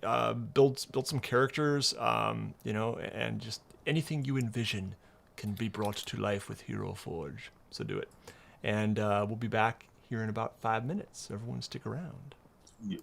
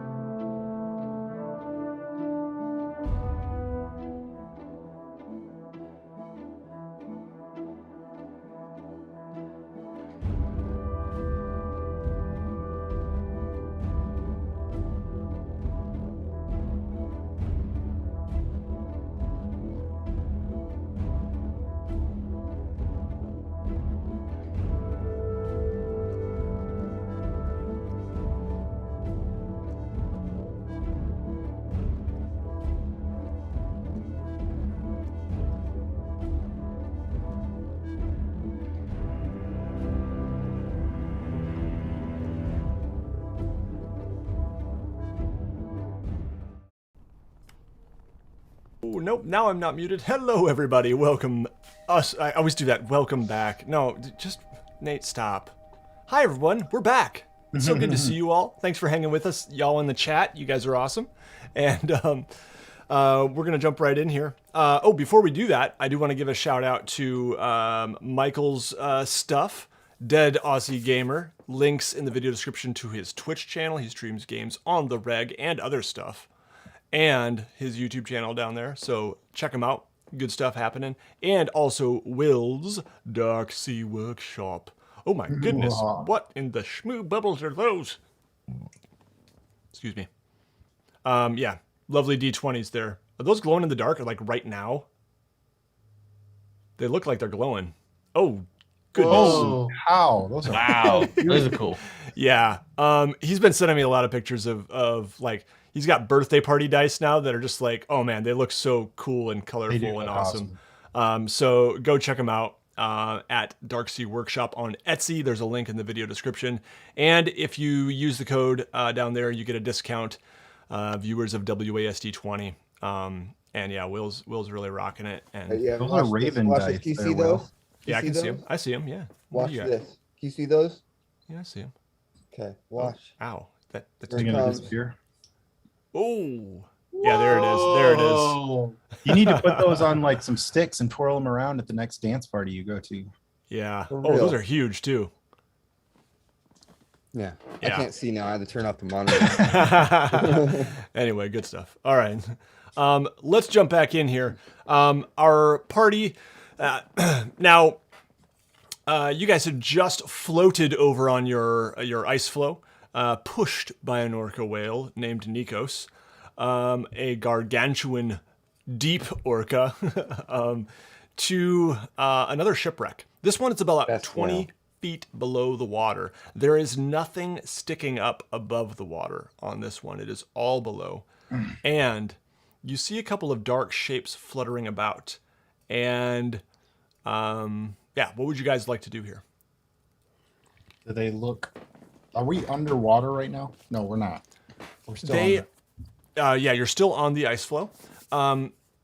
Nikos is underwater, partially at least. And you see like this kind of ragged bits of clothing on this shape that goes, as well as like maybe some seaweed, bits of shell and coral that are kind of clanking as this sort of humanoid figure quickly kind of goes into a hole in the ship. You saw two initially. Now they're both gone below deck. Can I take my dry shirt off again and then jump in the water and then sort of swim up next to Nikos's gigantic whale eye and just kind of like shrug? Like, what do we do now?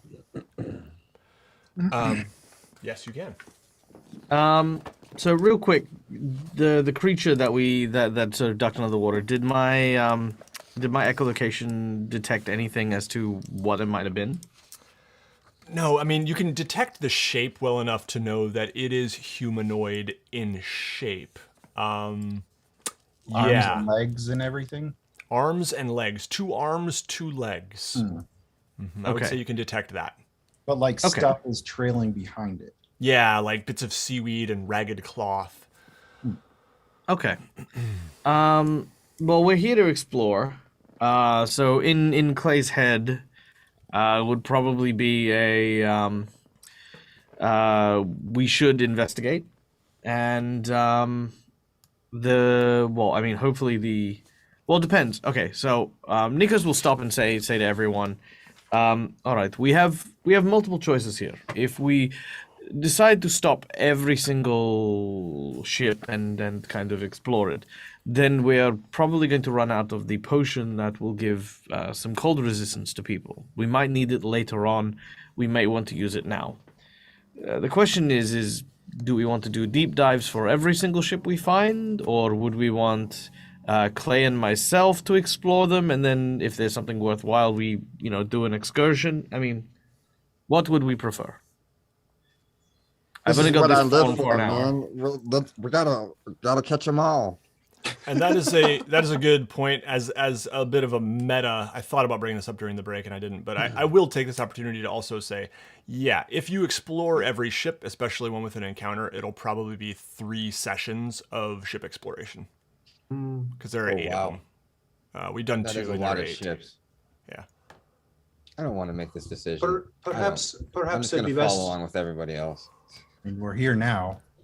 with the time limit as it is. Perhaps it'd be best that any swimmer just make a brief examination and continue on, and draw the rest of us landlubbers down if we're needed. Okay. All right. Now at this point, I don't think Nikos knows that Clay is suffering from the cold, because Clay is pretty much just dove in every time. So he's gonna look at Clay and say, "All right, well, let's head down and see what's down there, and if it's worth taking the time to explore." I give your giant eyeball a thumbs up. I dive down toward the boat. All right. And Nikos, you head down too? You guys going to the same location or like opposite ends, or what are you thinking? Pretty big boat, right? Or ship, sorry. Yeah. For all of those sailors out there. Yeah. I think. Well, I was gonna say I think together would probably be better for the time being. Okay. Okay. Yep. You what guys. about the creatures? Do we see any indication that they're still around, lurking around? As you swim down, you see, peering from one of the openings in the deck, a face peering out at you. It is a ghastly, disgusting woman's face. Go ahead and make a wisdom saving throw. That's not good for me. Ooh, I think I might be okay with that. 8. Okay.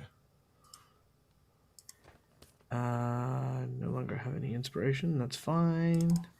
That is a 17. Okay. Nikos, you see, this ugly face, and you meet its gaze. Clay, you are frightened, and immediately kind of like stop your forward motion in the water. And yeah, so frightened condition means that you have disadvantage on any ability checks and attack rolls while the source of fear is within line of sight, and you cannot willingly move closer to the creature. So you kind of put the brakes on in the water as this thing is staring at you. Nikos, you see a couple other shapes moving below the deck. Okay. So seeing the visage of the hideous creature looking out from deep within, I am going to. Well, can I identify it first before I do anything? Yeah, I would say that. Well, go ahead and make an intelligence check once again. All right. No idea. I got a 9. Okay. Yeah, I mean, you get the sense that this is some kind of perhaps fey creature. We'll just say that. Okay. Okay.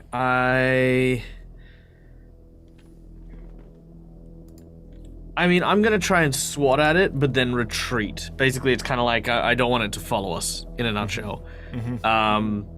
And then I think we can give this ship a miss. Yeah. So yeah, you go ahead and make an attack roll with your tail. I presume. Yep. That is a. Oh, sorry, that's a 12. Okay. Oh, Yeah. Sorry. Would what she did to me be considered a surprise, or is that something completely different? I am not sure. Nikos, you managed to hit where, like, she was, and yeah, probably just get a bit of her like arm as she darts back beneath the deck. You could go ahead and roll your damage. And then Ryan, I don't think it was. Those are different, aren't they? Yeah, it wasn't necessarily a surprise. No. Okay. It was something that happens when you make eye contact with it. Okay. All right, that is 30, 40, for 40 damage. Okay, yeah. So, you definitely get like this, like shriek as it swims below deck. Yeah, you did not kill it, but it was a shriek. Yeah, that's fine. Like I said, I just wanted to kind of more discourage it from trying to take action against us if we run away.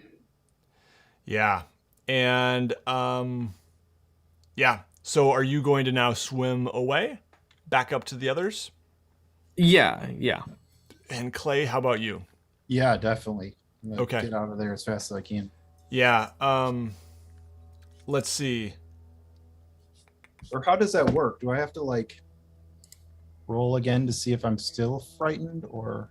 Nope. If you you are still frightened, basically, I think that lasts. If you were in combat, you could make a save every turn, essentially. Okay. But yeah, I'll let you swim away. You don't see anything else as you're swimming away.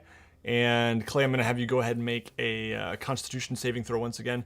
Let's not repeat that one pattern, eh? Seriously. Well, that's better. 13. Yep, you're good. You are cold and shivering, but you are not going to suffer exhaustion as you get back up onto the ice floe. Yeah, I assume you would probably relay what you saw to the rest of the group. Fizwick has a torch that's just kind of lit up, and he's kind of like holding it next to Clay just to give him a little extra bit of warmth. He's been going the extra mile this morning. You just like to set things on fire. That's You're true not too. fooling anyone. Once in a while, he gets a little edge of the cloak, and Yeah, I would tell them in a sort of uncharacteristically frightened voice, I would imagine. Yeah. While I'm pulling my shirt back on. Or I don't know if Nikos maybe wants to relay it telepathically or something, but Oh no, you go. yeah. Then I would also suggest we don't try another boat. All right, you guys. What are you thinking? So Going you didn't around. tell them about what was down there? No, he I said he did, in a But more. then I Oh, also okay, right. suggested And then we you don't- also want to see. Okay, Yeah. yeah. Okay. So yeah, in regards to the boat, I think this one's a bust. As for not going for the other ones, I mean, Oh, we gotta at least check. Don't kill me. You're gonna It's- kill me. We gotta at least play it by ear. It seems like there's there's these ships are kind of like along the way. So Grokvar would prefer to continue along as we're going, just sort of doing a brief check at each location. I mean, do we know where we ultimately want to end up? the Velin would- northwest. Northwest? Yeah, Yeah, Berlin right. would say, yes, I'm very interested in the dead traveler, our Mephit friend relayed to us, but I also fear that the codicil of white will be up there, and she points to the skull. We're here to But- find treasure. I am up for All these ships, and checking we're more even wreckage. debating not doing all the ships is just beyond me. This is why I don't speak. now he's just fired. being pouty. If I don't get my way every time, I'm never gonna let. No, sorry.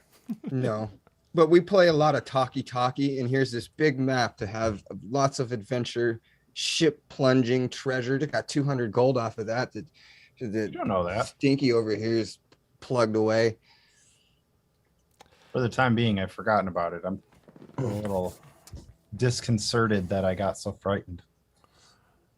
Fizwick's at the front of the boat, ready to go to the next ship. You can just kind of see He's- him. Like, he's shaking the boat. Or what are we on? It's not a boat. Chunk is of it? ice, yeah. A chunk of ice.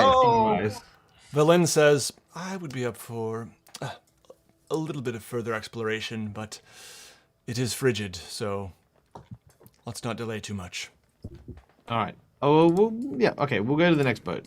I think Clay's kind of on that limb on his Urgent own. to get back to a town to settle a trade dispute or something. All right, let's go to the next one.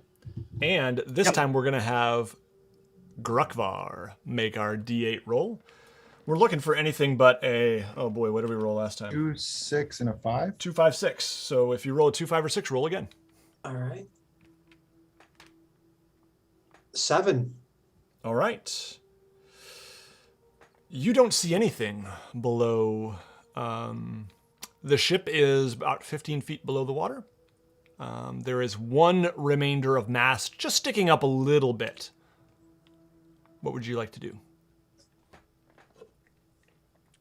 No movement. I don't want to whine, so I won't say anything at all. Clay, you've had your turn dunking in the water.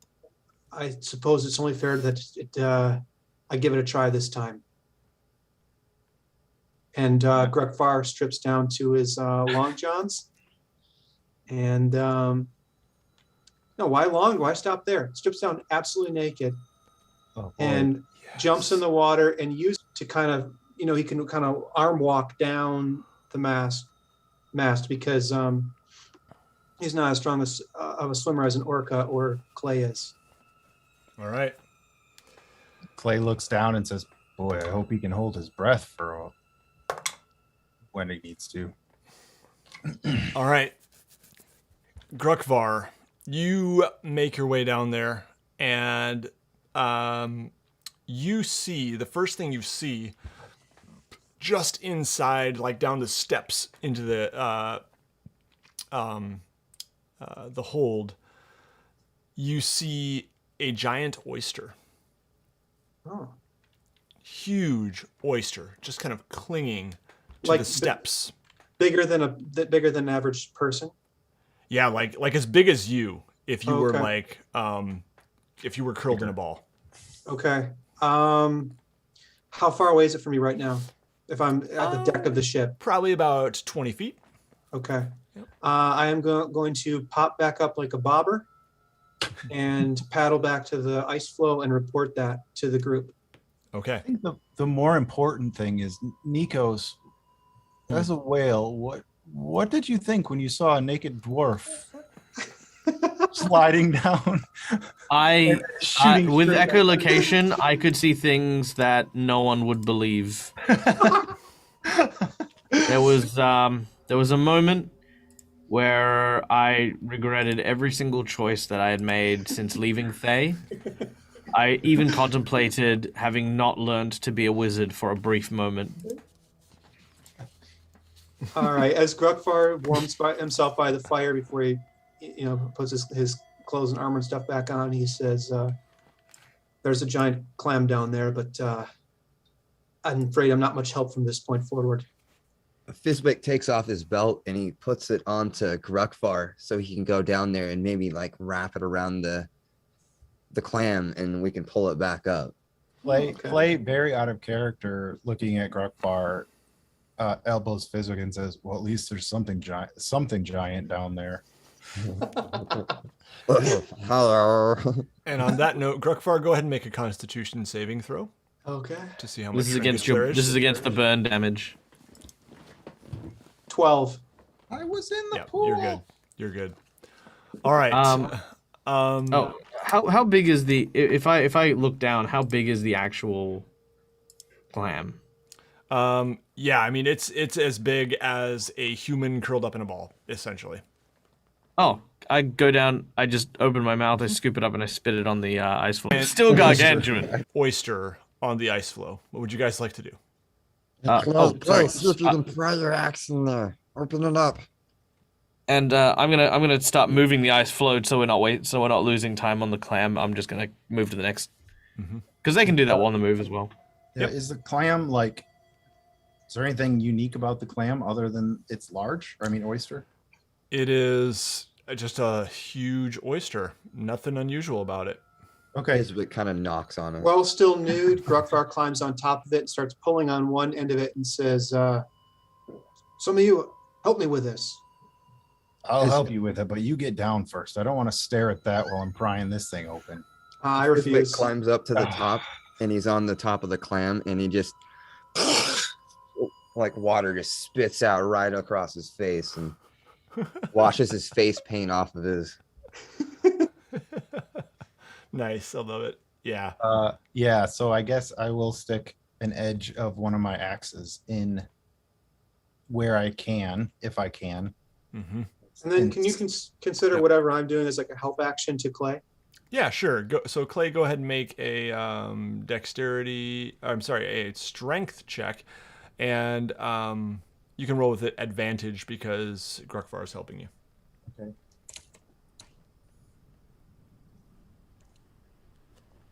17.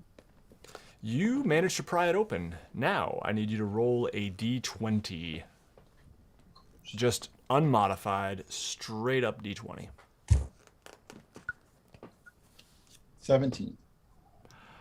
There is, inside this oyster, I'm really glad you rolled high, Pretty a late. huge pearl. If you were to see this pearl in a store, you might find it for somewhere around, sorry, give me a moment. There we go. Somewhere around 2,500 gold pieces. Oh wow! You would not get anything close to that anywhere near 10 towns, but there it is. I I told you this was a good idea. When I pried this thing open, did Grukvar lose his grip and just slide bare-cheeked down the back of the oyster? Grukvar, were you sitting on the oyster? Should I do like a dexterity check or something to determine that? Sure. All right. Oh! I'll do acrobatics. Yeah, sure. Absolutely. The acrobatic Dwergar. All right. I rolled a 6. So So that is going to be 3 damage as you slide off this rough oyster shell. it makes a loud, abrasive squeaking noise on my bottom. All right, so you guys have now in your possession this huge, like almost, like a large grapefruit, essentially, Wow. sized white pearl. I let the oyster close back up and push it back into the water over the ship. Nice. Mm-hmm. All right. What would you guys like to do now? Or I guess we're moving, aren't we? So I guess he just Oh, yes. he just goes in the water wherever he lands. Okay. Head to the Yep. next one. All right, so the next one, it is Michael's turn. Or is it Ryan's turn? Michael already did. I don't know. Who hasn't rolled yet for a ship I location? feel like Michael has. I rolled the first one. Oh, Okay, Oh, so then it I is guess- Ryan's turn. We are looking for anything other than. Okay, so basically, tell me if you get a 1, 3, 4, or 8. A D8. Yeah, D8. D8. 1, 3, 4, or 8. And 8. Okay. There is below the water near this ship. Grukvar, you want to slide down the pole again? Not this time, and I'm putting my pants back on. That's what she said.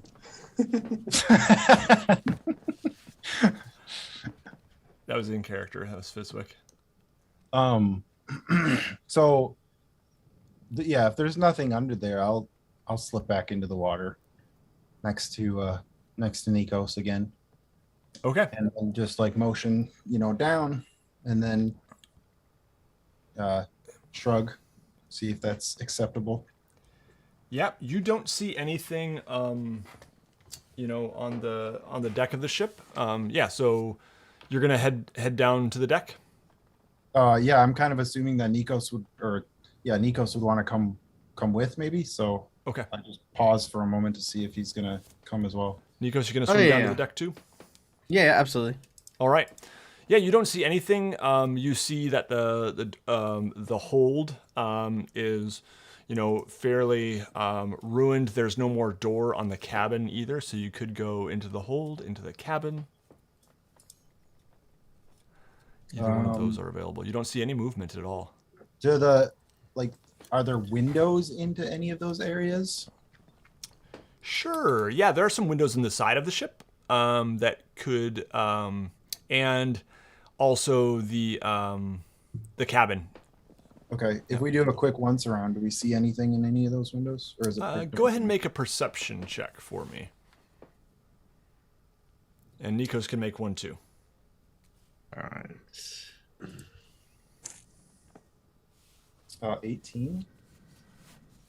Okay. No, not 18. Got a 4. Yeah, inside the hold, you do see or in the cabin rather, you do see quite a bit of furniture, including a chest, and you see a large metal rod kind of leaning up against the wall.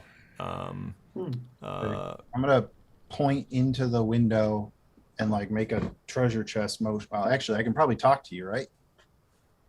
Or do you have to initiate that? Oh no, I can create the connection, so we can be connected. Or anyone who goes down will be connected. So I'll just think to you. There's a treasure chest in there and something else. I'm gonna go look. Can I squeeze through the window, or do I have to go in a door? You can squeeze through the window. Okay, I'll do that since I'm right there. Great. As you do so, go ahead and make your Constitution saving throw to see how the frigid water is faring for you. Ooh, a 10. That is exactly enough. You are 10s and 11s, man. All right, good.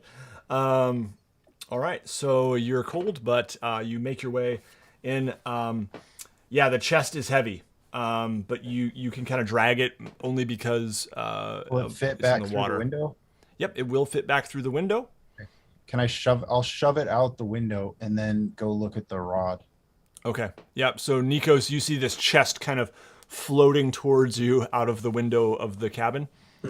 I'll swing past and I will grab it with my mouth and then float it up to Grokvar and Fizwick. Okay. And you grab this metal rod, and this is, Clay, a trident. And you kind of, as you grab it, it kind of shakes off some of the muck around it. You manage to clear off some of just the debris, and it is really finely crafted. This is a +2 trident, and it would give you +2 to hit and +2 to damage over a normal trident.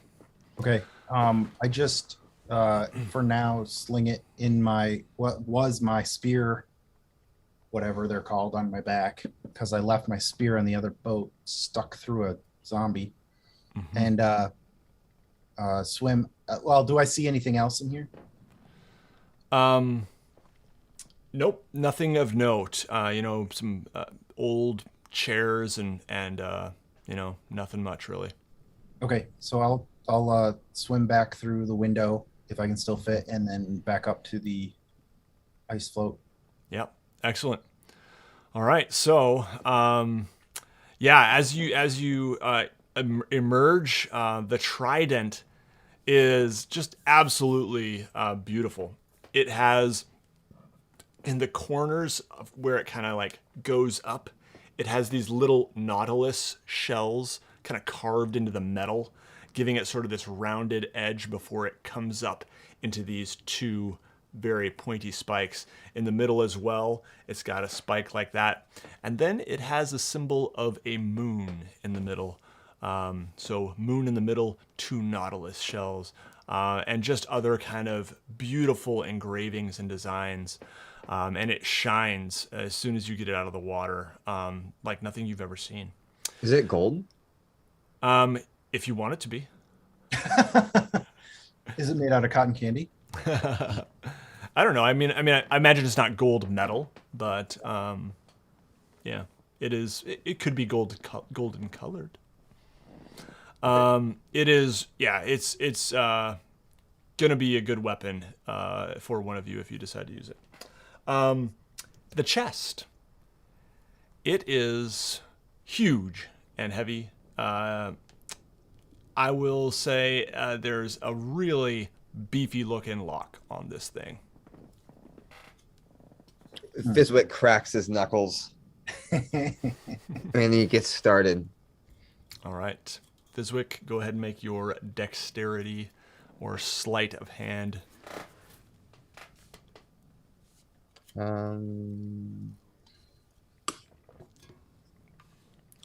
So I think actually you would make a dexterity, and then you would add your proficiency bonus to that roll because you're proficient with thieves' tools. Okay. So that would be a +3. Is that right? Is your what proficiency you guys got now at level 7? +3. +3. Okay. So you dexterity modifier +3 for proficiency as well. I rolled an 8. Okay. So with that, 11.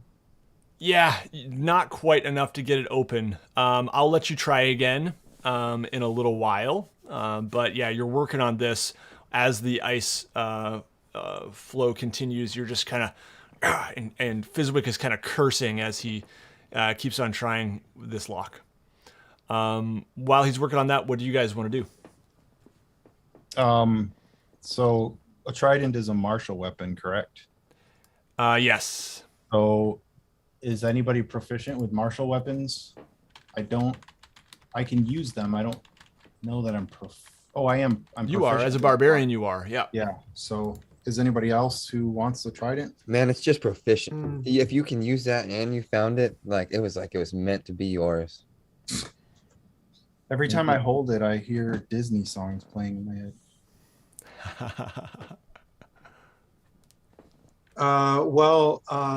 Fizwick is struggling with the lock. Grucklar comes alongside him and kneels down next to him and casts guidance. So that the next time he does an ability check, he can roll a d4 and add the number to his ability check, and maybe that will help him out. Yeah, for sure. That will help you out on the next one.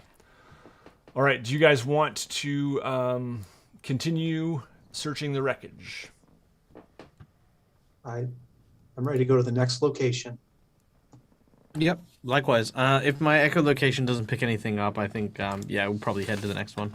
Okay. Yep, you don't notice anything else. Now, near this one... Okay, let's go up here. I'm going to have Nikos roll a d8 for me. All right, d8. That is a 1. Go ahead. I was going to say an 8. Okay, keep rolling until you get a 1, 3, or 4. 1. All right. You see movement below, on the ground, actually, on the ice by this ship. And it is a massive vessel, a long ship, but larger than any you have ever seen. And you notice bones littered about. They are huge bones.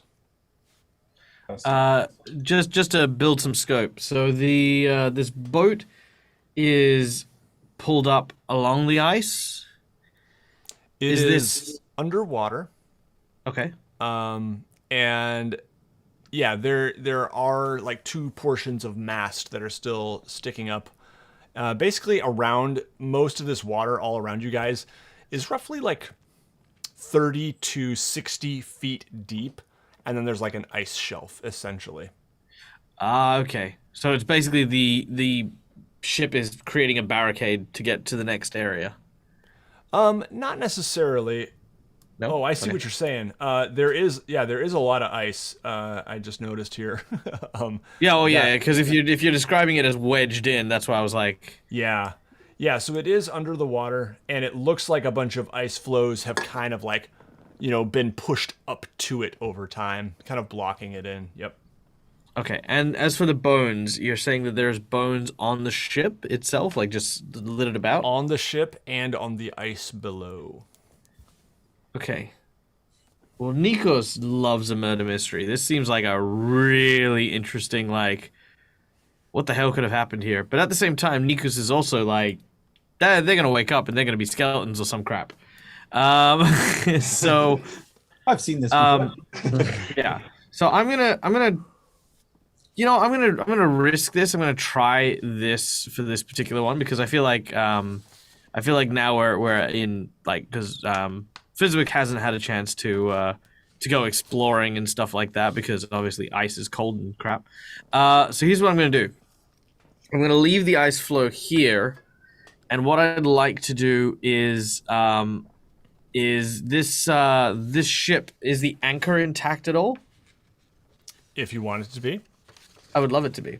Because what I want to do is I want to free willy this and grab hold of the anchor and jump over the ice floe and then swim away to kind of pull the wreckage up so that Up onto the Fizwick chunks of can- ice. yeah, up onto the chunks of ice so that Fizwick can kind of have an exploration of this one. All right. That's Go awesome. ahead and make a strength check, Nikos. Hell yeah. Fizwick is like right under the ice, or he's like right where he's gonna jump over. That is a nat 20. Sweet. Yeah, this massive ship, as the anchor is pulled, the chain just kind of, and you guys see for a moment a killer whale jumping over the chunks of ice, and it just kind of, as it almost makes it over, all of a sudden the chain just jerks. And Nikos's momentum is slowed and he falls onto the ice. And but you slide into the water, but it's enough to send that ship just kind of, it's not like a big dramatic, you pulled it out of the water. It's just kind of like, nope, it slowly floats up. You forced that chain enough that it is now Hit the end of the up on rope. the ice. Yeah, that'll do. And once it's up, I'll basically try to dive down and find a rock or something to like wedge the anchor onto. Mm-hmm. Just to jam it onto something. Yep. All right. Yeah. And as you do so, I will have everyone roll initiative. Uh-oh. That was the coolest thing I've ever seen. 16. All right. That is another natural 20 at 19. Okay. 8. Long's it? Then, what'd you get, Ryan? Sorry. I'm working on it here. Okay. 15. What was that? 15. 15. Okay, so we got Nikos, Fizwick, Clay, and then we've got a pile of bones that coalesces into a large skeleton about 20 feet, 25 feet tall.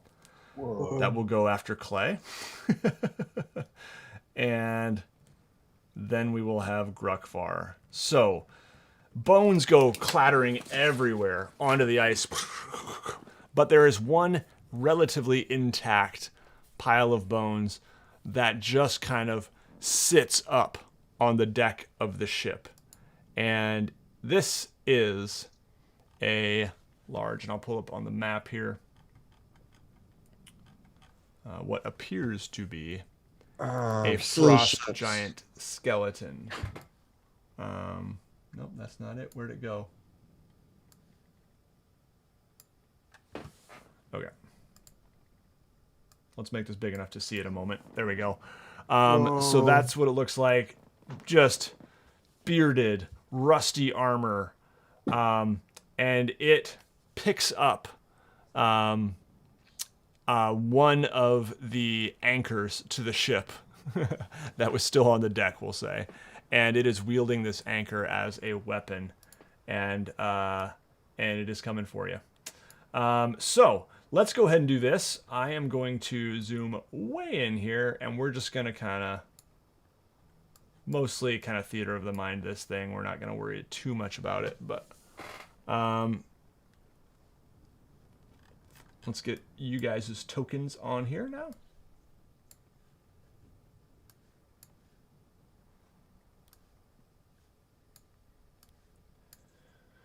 And up first, it is going to be Nikos the Killer Whale. Okie doke. I will. Sorry, just queuing up something real quick. Yeah, no problem. Let's see, who am I missing here? Got Clay, oh yeah, we got Nikos. I forgot, Nikos is huge. We're good. Gargantuan. Move that out of the way. All right. Here we go. All right. So I imagine you guys are probably kind of standing on the ice floes here. And Fizwick Nikos is actually leapt on the other standing side. on the back of Nikos. He's holding on to his dorsal fin, just kind of sitting there. All right. So, just to clarify, just in case I am wrong about this, it does say that while my items and stuff absorb into my polymorph, I do still retain my alignment, personality, and mental statistics. Oh no, mental statistics are replaced by the chosen beast. Okay, so I probably won't have access to my spells then. Okay, so Yeah. would I have access to my spell-like abilities, like my Gratal stuff, or not? I don't think you would. I mean, it depends. Like your telepathy, I'm saying like, yeah. But if it's like, you know, some of the type of stuff, probably not. Okay. Cool. In which case, I'm going to keep this nice and simple. I'm going to jump up onto the ice floe and try to basically body crush this giant skeleton. Awesome. All right, go ahead and roll your attack. Can Fizwick stay on his dorsal fin for this? Fizwick, absolutely. go ahead and make a dexterity check to see if you can jump onto his dorsal fin. Or were you already on it? Yeah, I wanted to stay on it, and maybe I could use Oh, his you were on move it as my before. next move. Sure, you're on it. Yep. Okay. All right. I just got a third nat 20 in a row. You gotta stop using fantasy grounds, Michael. I'm sorry, I'm cutting you off. Yeah, that's it. All right. I mean, I feel like this is the only time it's ever happened on Fantasy Grounds. Like all the other times, like it's like I've rolled 3 1s in a row like a bunch of times. Yeah, I hate digital dice for that reason, that you can't like swap out, like put it in the timeout bin. But anyway, all right.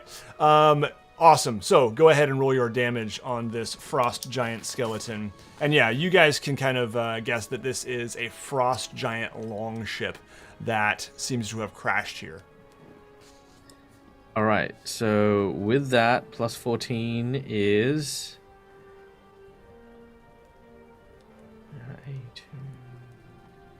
96 damage. Okay. Now, damage vulnerabilities. I can't remember how that works. Is that like double the damage or no? I mean, that's... let me see. Damage vulnerable, because it is vulnerable to bludgeoning. Oh no. Yep, it is doubled. Damn. Whew. I All right. see. So that is 192 damage.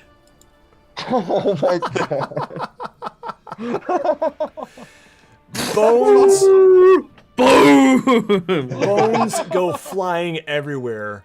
Fizwick, what are you gonna do as you are riding a whale that crushes this frost giant? What are you trying to do So here? Fizwick was like, he had his sword out, and he was gonna like, yeah, I'm gonna get you too, as like maybe he hit him and I like roll off and like hit him too.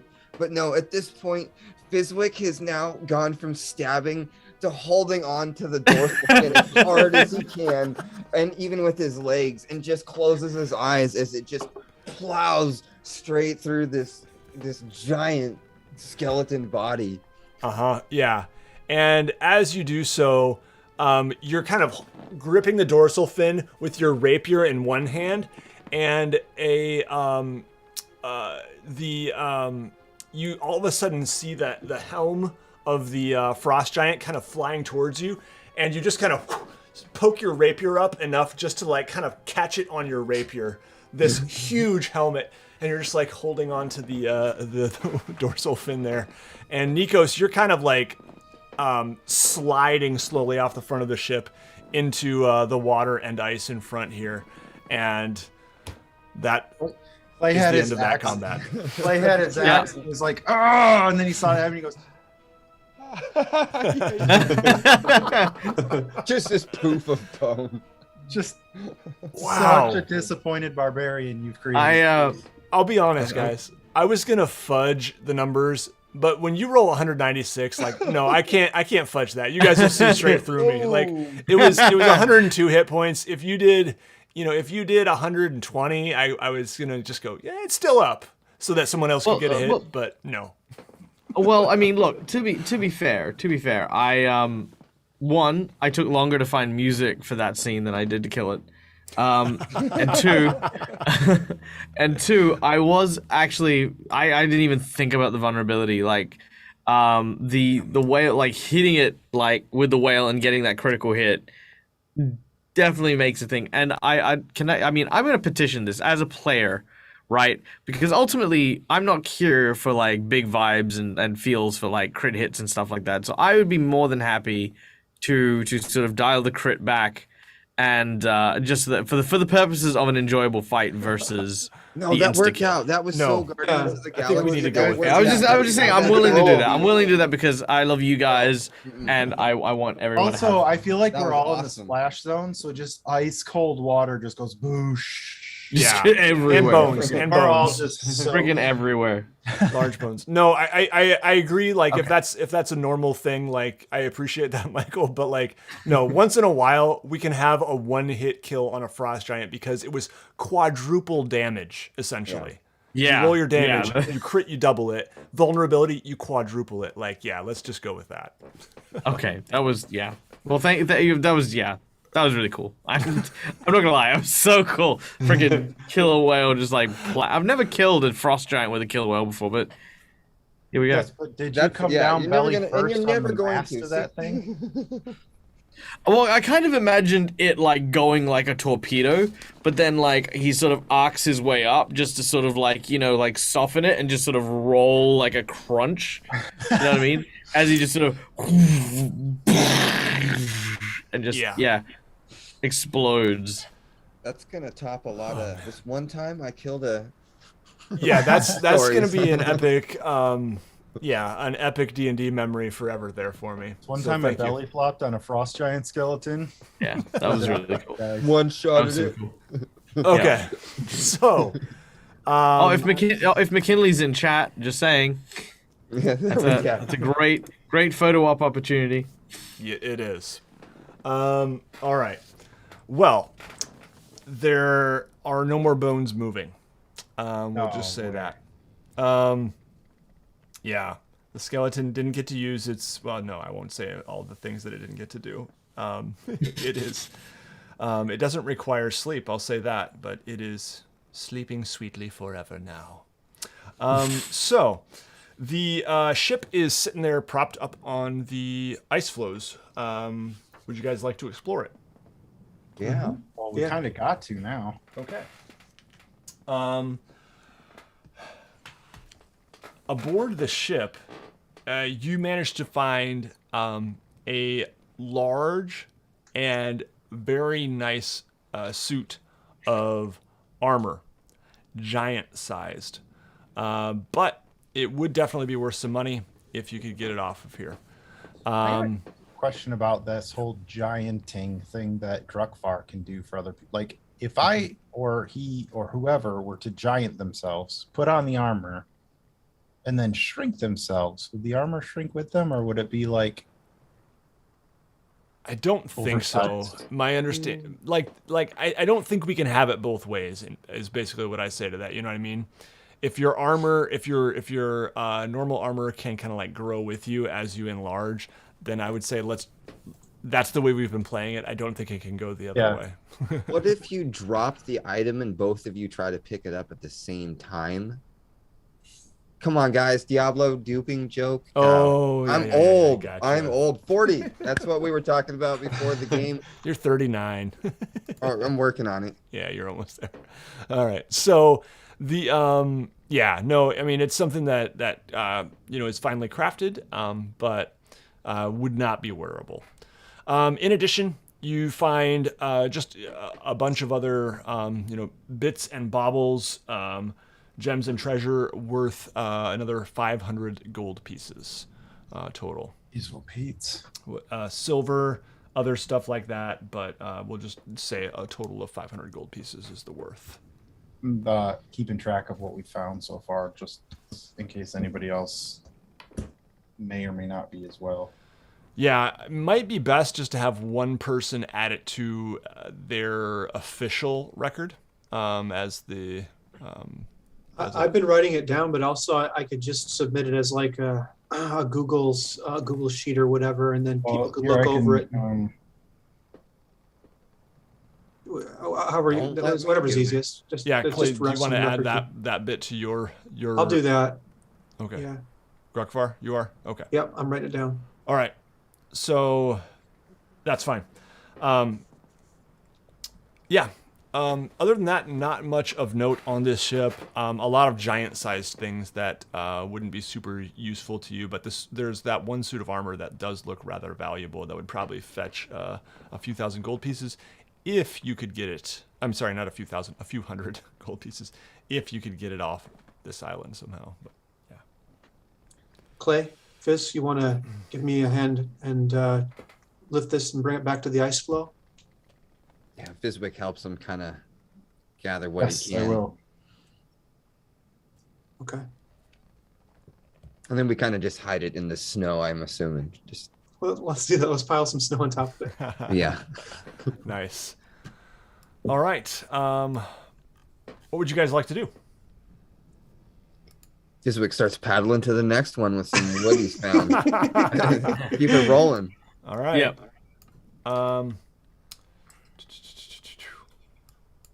This There is we go. the extended Nate edition where it's going into the 4th hour. I kind of remember Nate saying something about like it taking us 3 weeks to get through these. You know, Yeah, I was at When you're a the- freaking think whale he- and you just smash a giant, This isn't even an hour. it tends to fast forward things a bit. I was kind of going at the rate of the first fight, which was about an hour or so. So then we multiply that by 8, and you've got like 8 hours of game. That's But true. no, Yeah. Some of them were empty. There's some of them were just like, hey, here's some treasure. If you can swim. Absolutely. All right, absolutely. Sorry. We are rolling a d8, and I think it is Fizwick's turn for that. So, Fizwick, roll that d8. Tell me if you get a 3 or a 4, please. Actually, you know what? You can just roll. Just we'll see what you're closest to. A 3 or a 4. 4. Okay. So, you guys see shapes swimming below the water, aware of your presence, rushing around. They are large, fish-like creatures, but you do see arms and weapons. About how many? You probably about 5. Okay. Yep. 4 or 5. Yeah, they kind of stop moving, take up defensive positions along bits of the ship, kind of finding cover where they can. They're about the same size as us. Yes, I would say so.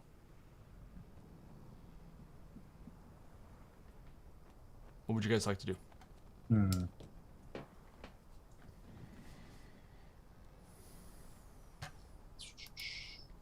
Fizwick is. Are we close to the shore? Yeah, you are fairly close to the shore. You're about probably 50 feet away at most. He's got he's got a torch that's been kind of like lit and just stuck in the ice from time to time, or he's gonna create maybe a little illusion just kind of above them off of the water of a school of fish. Just moving. Not hostile, just something that looks calming. See if he can get them to come out maybe or show some activity. Yeah, let's see here. 60 feet is my range on that 5-foot cube. Okay. Yeah, you don't really sense much movement. You know, a little twitching, but no movement.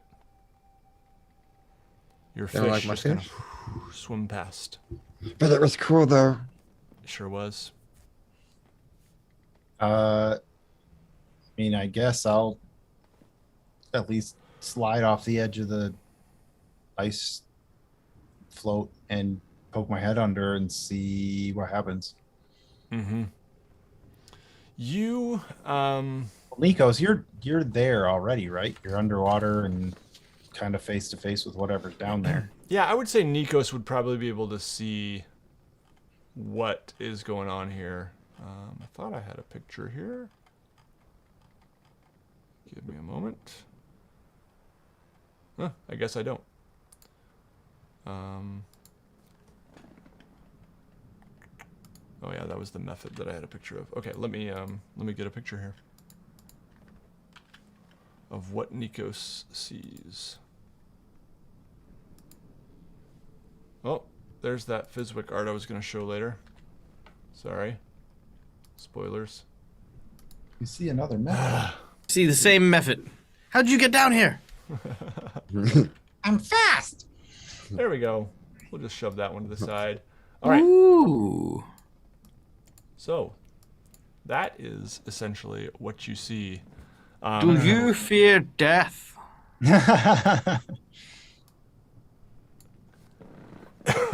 Do you say that? All right. no. The orca comes up and says that. I'll say. I'll tell the others that there's someone down here. I say a merman, from the looks of it. I then say, hello, friend or foe. Like to subscribe to any magazines? Have you heard the word of Lathander? There are a few of these, and you see them kind of looking at each other now, actually. And, let me see if they speak common.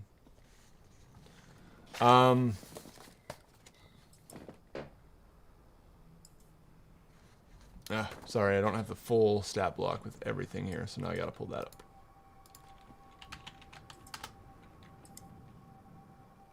It looks, you know, a little more twisted and almost demonic in some of its features than a merfolk, a merman would. All right, let's see. Languages. No, they don't reply. They don't seem to understand what you're saying. I'll try in a couple of languages that I have. Mm-hmm. I speak Common, Mm-hmm. Thayan, Draconic, Infernal, and Abyssal. When you speak Abyssal, you do get a reply. And are you speaking telepathically now? Yes. Yep. Yes. Leave us. This is our home.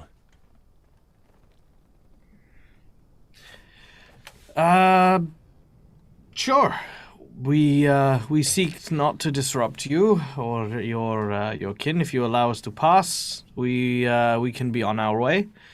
So long as you don't attack us, we shall return the favor in kind. Agreed.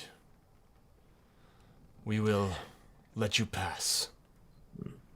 I'll let the others know. Yeah, demons live here. We're just gonna leave them be and just mosey on to the next one. They don't want us walking on their lawn. Yeah.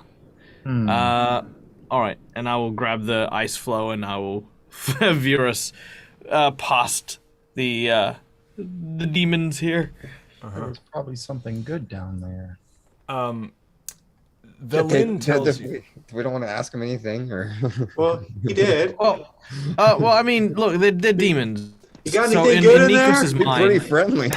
well, here's the thing: they're demons. So Nikos knows that demons by nature are chaotic, meaning that we can't trust anything they say anyway, because they lie, and like they're so chaotic. They just lie for no reason. You know, like they might attack us randomly as we're trying to walk past them. You know, you can't they're chaos incarnate. If they were devils, absolutely, because then it's like, yeah, your information's kind of reliable. But yeah, no, not demons. Demons fine. If they don't attack us, then I'll be happy. That's pretty much it at the moment. You guys float on to the next. As you are floating away, Velin says, "Our Ice Mephit friend here tells me that this is where the body of the fallen traveler is. Up ahead here. It seems this may have been her ship, or his ship, before the accident that landed them here." So this is the one we're coming up to now? No, the one you're just leaving now, actually. So Oh! she thinks the person is on shore, though. Not. Yes, the body is up ahead on shore, yes. Okay. Sopo told me that she made it off the ship, but perished up ahead in the snow. Okay. Let's go take Sure. a look. Yeah. What I'll do is I'm gonna pull us to. I'm gonna pull us just onto the other side of where the ship is, so about to here on the map, like just like 100 or 200 feet away from the wreckage. And I guess, given that this was our destination, I'm gonna say, unless there's anything further, I'm gonna change back here. I'm fine with that. Yep. So I will. You watch as this orca sort of starts to grow, like their fins start to grow these human hands, and then as it sort of starts to shrink down in bulk. You know, the skin tone maintaining that kind of leathery texture, but still kind of, Nikos looking. His armor and his clothes come back. My armor and clothes wouldn't be wet though, which is great because they merged with my body. So. Nice. I feel like that not being the weirdest thing I've ever seen might be an indicator that I need to find a new profession. All right. You guys head up onto the shore. And some way ahead, your Ice Mephit friend is kind of flapping his wings, chatting away with Velin. And it is about right here, if I'm not mistaken. Let me grab my map.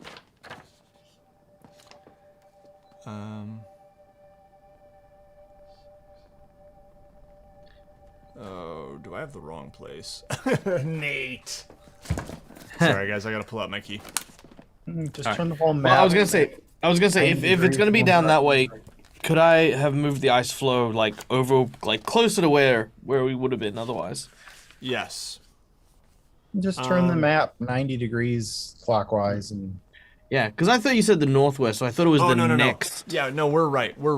But it is actually much closer than I thought. It's actually right up pretty much where you landed there. Oh, nice.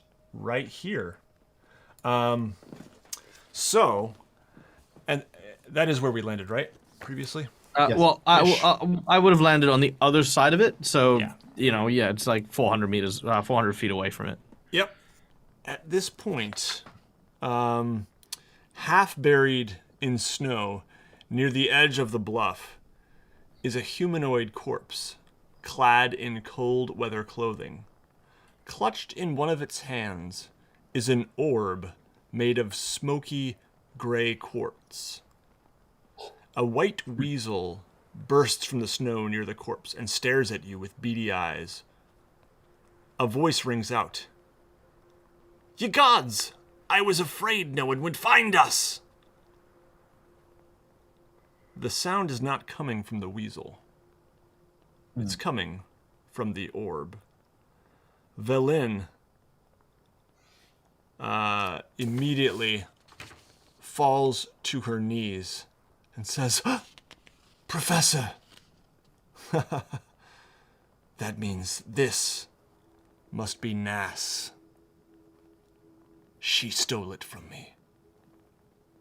And that is where we will end the session. Oh, Brought a vengeance I love kick that. the whole time. Can I push a fantasy grounds button? Sorry, a fantasy ground. Can I push the Sirenscape button? Oh yeah, do it. I don't know what this will do, but let's see what this happens. We're gonna find out what the professor said. Nass is familiar. Oh yeah, Velin knows that this. That's Velin saying that this is the weasel is Nass's familiar. Ah, okay. Yeah. Yeah. Go. That's it. I had a button. Cool. It said it's Nass, and then that was it. So I was like, it could be like, it's Nass. I don't know. Yeah. Could say something. Yeah, I kind of wish it was the professor. Is there a Professor Orb voice there or no? Does the professor have a Scant, I name? think it's his name or something. I can't remember now. I was actually hoping I could come up with it, but I didn't see it. You looks guys like see a weasel and a talking orb too, right? No, I don't have a talking orb. Oh shoot. Okay. Yeah. Where is the name of the professor? It's a Professor Orb, is what it's called, and Professor Scant. There we go. Yeah, Professor Scant is right. So, anyway, we'll see what Professor Scant has to say next time, as well as perhaps a weasel, and perhaps Velin will have much to tell you as well. But we'll wait on that until next time. I want to thank everyone in the chat for joining us here. This is a lot of fun, and yeah, a lot of mayhem, a lot of fun. And we're going to be playing again, if all goes according to plan, in 2 weeks' time. That is the 27th of September. So we look forward to that. Mark your calendars. Michael, anything you want to plug on your channels before we leave? Yeah, no, I've got a couple of things coming up. So we are currently in the production of Sirens and Silver, which is going to be our new pirate-based D&D adventure.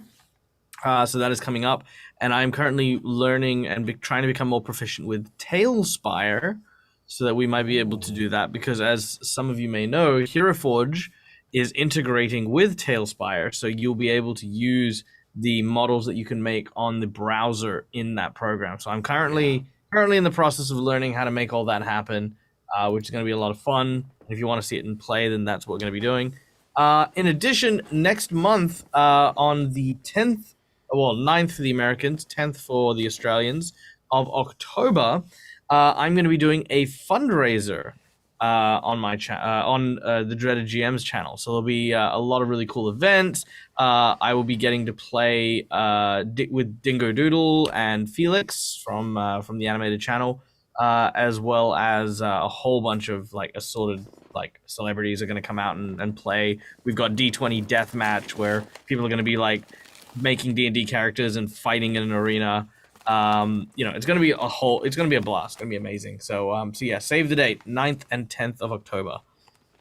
Excellent. That sounds like a lot of fun. Yeah, and I'll be curious to hear what you think of Tailspire at some point. It looks cool. I did find the art for this little scene here, by the way. So there's that. Cute little weasel. And Will did bring this up, and I forgot. Yeah, he I made this that a long time after ago. session 1 or 2. It's I was just trying to make it look like one of those books. Yeah, and it does. It looks like a Forgotten Realms novel, like from the 80s or 90s or something. I love it. So it just happens to be here on the Island of Solstice with the skull in the background. Castle Grayskull, except not. So, yeah, good stuff. All right. Anything else, guys, before we sign off? That's all for me. Very good. All right. Watching. Yeah, thanks so much for joining us, everybody, and you'll see us again on the 27th. Oh, one more thing. Patrons, don't forget, get access to weekly live map drawing streams as well as roughly bi-weekly campaign diaries for this campaign. So if you want to get some behind-the-scenes stuff, DM recap, reflection, and a little bit of kind of prep for the next session and thinking about what's coming, you can snag access to that over on patreon.com/WASD20. Also, thanks again to Hero Forge for sponsoring. Check them out. All right. Now I'm gone. Bye. When's the next session? Oh, I accidentally